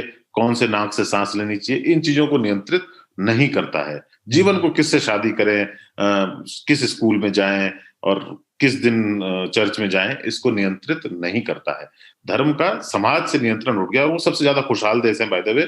वहां जाने को यहाँ के लोग तरसते हैं कि किसी तरह से कोई सिटीजनशिप दिलवा दो, हम वहीं रहें, क्योंकि वो बड़े खुशहाल देश है, वहां पे शांति है, व्यवस्था है, अपराध कम है, सब कुछ अच्छा है। उसका एक कारण यह भी है कि धर्म का हस्तक्षेप सामाजिक जीवन में नहीं है। हमारे यहाँ चूंकि इतनी ज्यादा भी उफन गई है, वो पतीले से बाहर आ रहा है धर्म का दूध, तो हर चीज में व्यवस्था। अब लोग बोलते हैं कि कुछ लोग ये कहते हैं कि आप कुछ चीजें ऐसे ड्रॉ नहीं कर सकते, है ना। जिस देश में खजुराहो और कोणार्क मंदिर भी हैं, वहां पे कुछ चीजें ड्रॉ नहीं कर सकते, कुछ चीजों का नाम नहीं ले सकते इस तरीके से। अब धीरे धीरे वो देखिएगा कि श्री श्री बोलना पड़ेगा किसी के उसके पहले, किसी भगवान का नाम लेने के पहले, जिस देश में लोग शिवा करते थे, है ना। तो ये एक बदलाव आया, इससे लोग निराशा में भी जा रहे हैं, चूंकि इससे हिंसा की संभावनाएं बढ़ गई हैं। जो देश जो है काफी दिनों तक प्रगति के रास्ते पे यूं करके चल रहा था, डबल डिजिट ग्रोथ की तरफ, वहां सामाजिक अव्यवस्था के संकेत आते हैं, तो डर भी लगता है लोगों को। पर इससे घबराने की जरूरत नहीं है, इससे हम थोड़े ही दिनों में उब जाएंगे, हम बहुत जल्दी उबने वाले लोग हैं, हम उब जाएंगे और कुछ ना कुछ रास्ता निकल आएगा। इंटरनेट, जैसा बाबा ने कहा कि जो साइंस ने हमको दिया उसका उपयोग भी हम उसी को मजबूत करने में लगे हैं, जो साइंस चाहता है कि आप ना करें। और गॉल ब्लैडर को खोजें कि किधर होता है शरीर में, अगर कहाँ पे दर्द हो तो क्या होता है। पर ये सही है कि लोग अपना भविष्य ही देख रहे हैं, अभी उसी पंडित को देख रहे हैं जिसको टीवी पे भी देखा था। बिल्कुल बिल्कुल, मतलब ये दोनों तरह की चीजें हैं। अब आप देखिए कि ये भी एक इंटरनेट की देन है। इसी में जो ताऊ कह रहे हैं ना कि एक दूध में उबाले का समय है, धीरे धीरे ये रबड़ी हो जाएंगे तो इनमें उठने की कुव्वत खत्म हो जाएगी। ये जैसे जैसे गाढ़े होते जाएंगे, इनका उबाला अपने आप ही अपने वजन से ही ये भस्मासुर हो लेंगे, क्योंकि वही विज्ञान गॉल ब्लैडर से मुक्त करके उनको राशिफल की तरफ उनको खींचे हुए है। लेकिन उसी विज्ञान की ये भी एक कमाल का बिंब है कुलदीप बाबू, ये भी एक कमाल का बिंब है कि पहले 1 जनवरी को महतारी जो है अपने मृगछानों को, जो 8 साल के, 7 साल के, 11 साल के, 13 साल के, किसी को 2 कंटाप, किसी को 1 मुक्का, किसी को केवल आंख, किसी को 4 बातें सुना के, डांट के, डपट करके और नहला के, धुला के, कपड़ा पहना के मंदिर भेज जाती, जाओ 1 जनवरी है मंदिर मत्था टेक के आओ पहले भगवान को। वो महतारी और उनके पूत सब के सब जो है व्हाट्सएप पे भेजी है, अरे मौसम है ना, अरे वो बैंगलोर वाली दीदी ने फोटो भेजी है, उनको कुछ किया कि नहीं किया, जीजा को किया कि नहीं किया, है ना, सब बिजी है ना, बच्चे सब पार्टी करके आए हैं तो सब 12 बजे उठ रहे हैं। तो ये मतलब संस्कार मुक्ति भी यही है, और दोनों चीजें हैं। मुझे लगता है कि इसमें सबसे ज्यादा जो कबाला हुआ है ना, और जिससे ताऊ बहुत खुश होते रहते हैं कि पराकाष्ठा हो ही जाए, जब उबाला है तो इसी वक्त सही समय पे पत्ती भी डाल दो और रंग थोड़ा गाढ़ा हो जाए।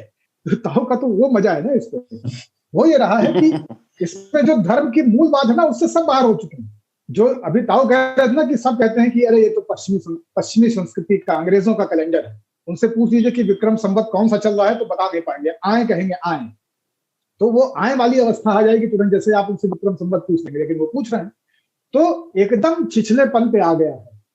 मतलब हिंदुत्व की गंभीरता को, धार्मिक गांधीर्य को, उसके इतिहास को और उसके कॉम्प्लेक्सिटीज को जो लोग समझते हैं as a culture, as a civilisation, as a history, उनसे आप पूछिए तो उनके पास सिवाय खून के आंसू के कुछ नहीं बचा है आज के समाज में हिंदुत्व का जो स्तर है, जो चेतना है।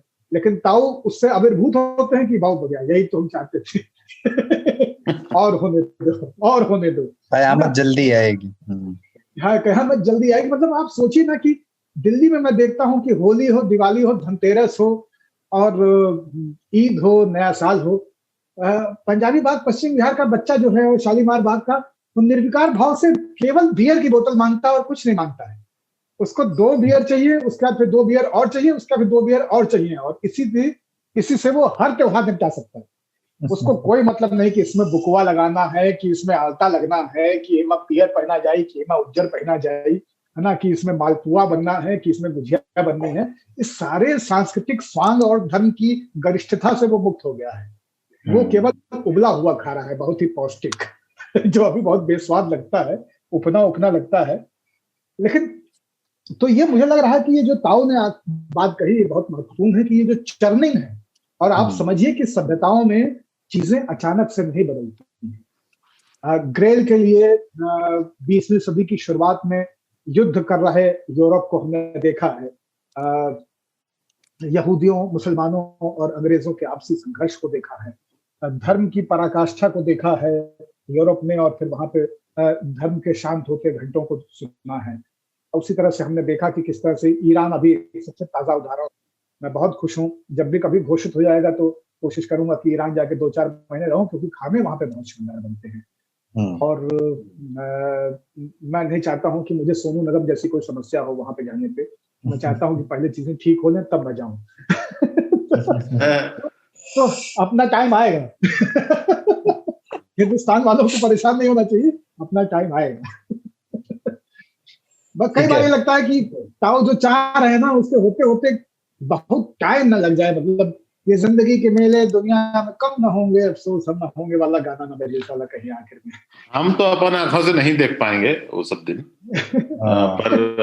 पर इतना जरूर है कि मुझे वो देखकर बहुत खुशी होती है कि बहुत सारे लोग अब इस बात को समझ रहे हैं कि हमें कैसे एक दूसरे को ट्रीट करना चाहिए, कैसे हम मनुष्य को मनुष्य की तरह, ना कि किसी समुदाय संप्रदाय से आए हुए लोगों की तरह, जाति व्यवस्था इन सब चीजों को, मतलब जाति की व्यवस्था तो जाएगी नहीं, अभी मेरी उम्र में तो नहीं जाएगी, न धर्म की व्यवस्था जाएगी।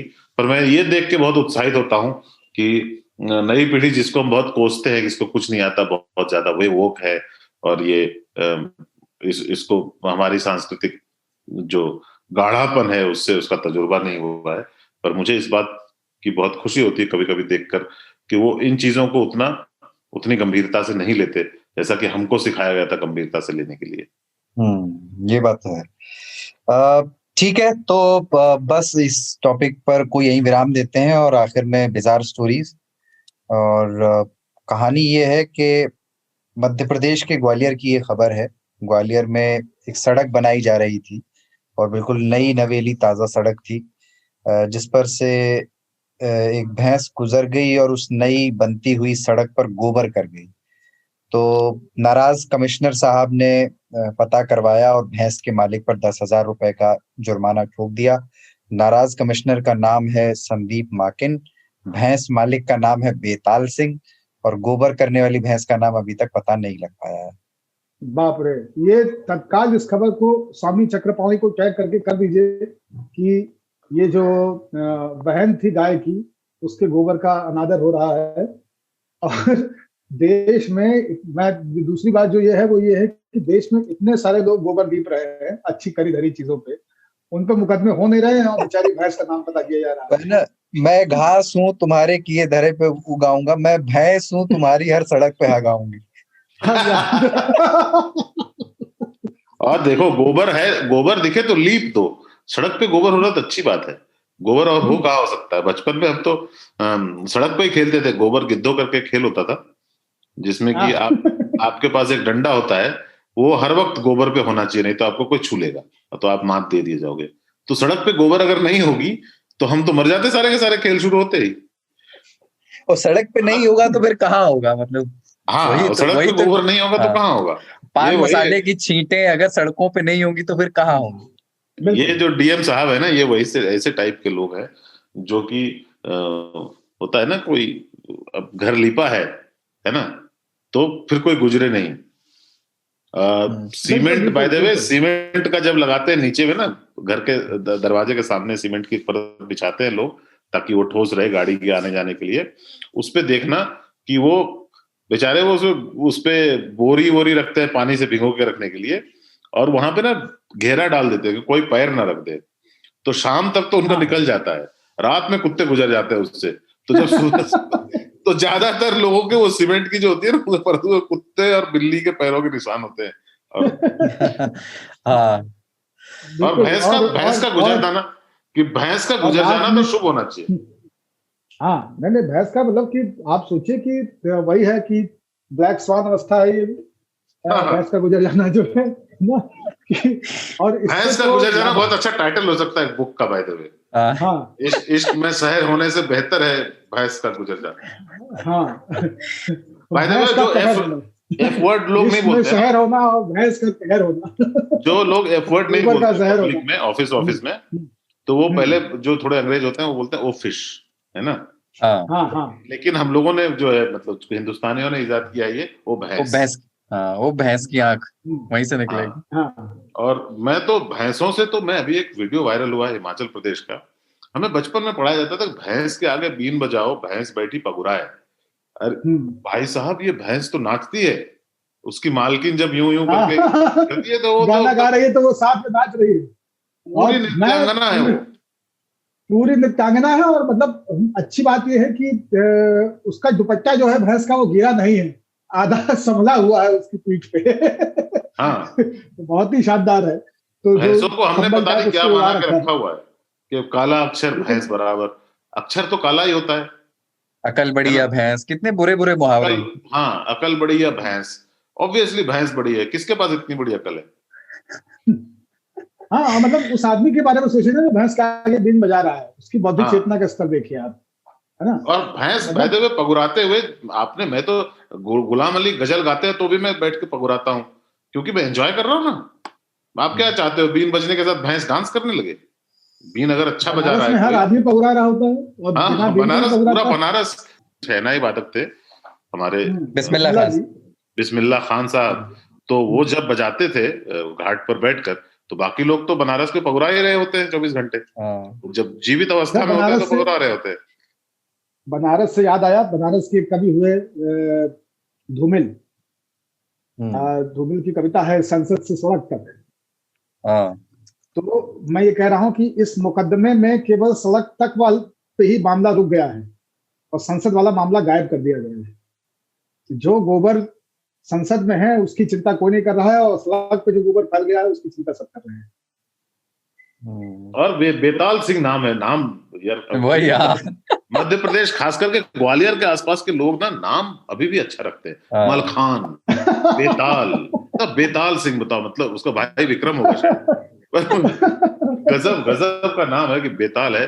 और भैंस का नाम जो भी हो, बाय द वे भैंसों के नाम बहुत अच्छे होते हैं। हरियाणा में जब भैंस बिकते हैं तो सुनने में अक्सर आता है, ज्यादातर के नाम ना कंगना रानावत, आजकल के भैंसों के नाम तापसी पन्नू, इस तरह के नाम होते हैं। और बिल्कुल जूही हुई हमने सुना। हाँ, पुरुष वाले जो भैंसे होते हैं वो तो सलमान शाहरुख से नीचे कोई है ही नहीं। अखबारों में पढ़ो तो शाहरुख बिक गया। मेरी दादी जो है वो बड़ा थॉटफुल नाम रखा करती थी अपने गोरुओं का।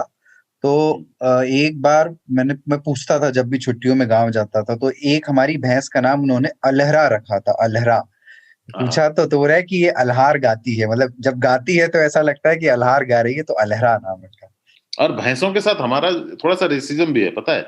भैंसें चूंकि एक ही रंग की होती हैं, और तो हमारा जो वो रंग भेद है ना हमारे जीवन में, उसके चलते भी भैंसों को थोड़ा सा सुनना पड़ता है।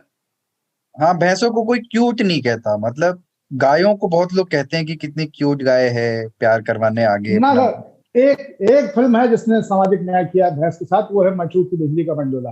हाँ, बहुत बहुत बहुत अच्छी फिल्म है। अगर आप लोगों ने जो सुन रहे हैं, अगर और आपने मैंने नहीं देखा फेसबुक है पे बहुत दिन तक तो उस जरूर देखें। गुलाबों को अपना कवर इमेज बना के रखा था, गुलाबों को।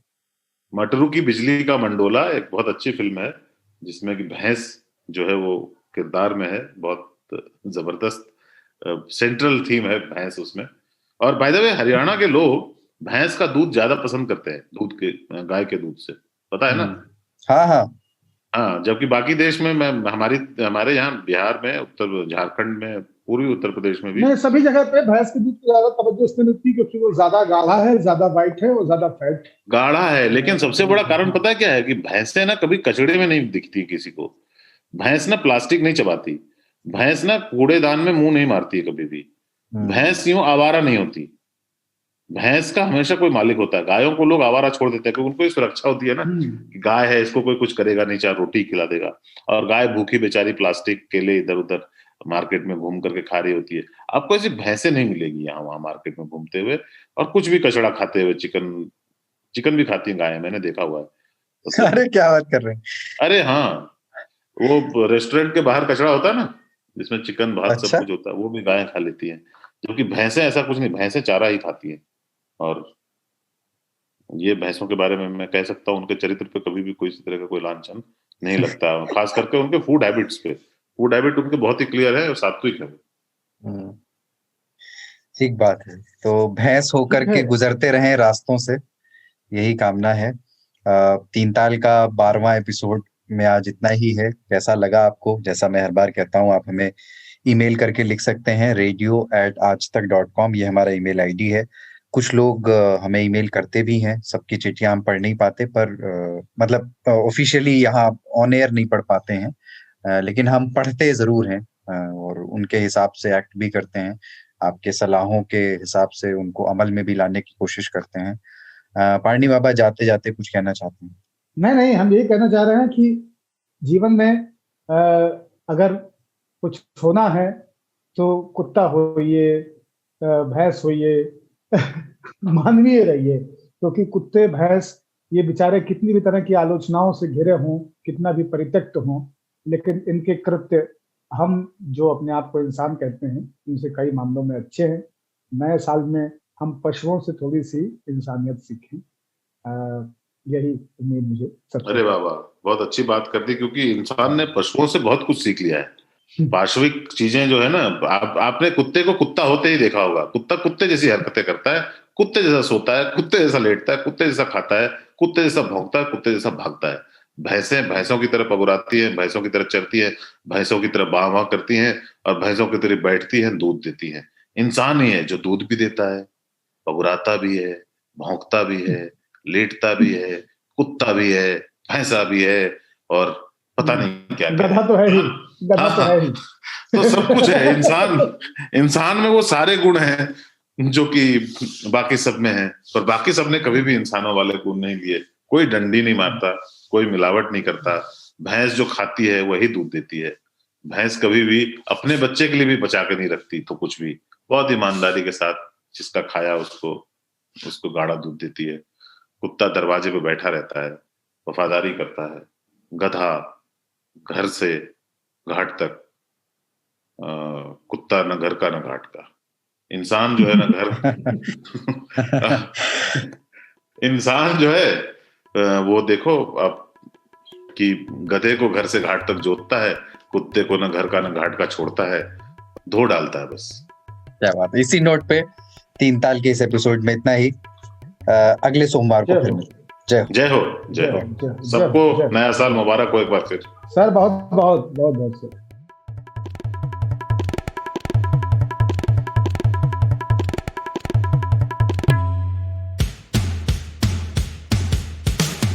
आज तक रेडियो, aajtak.in/radio, ये हमारा पता है।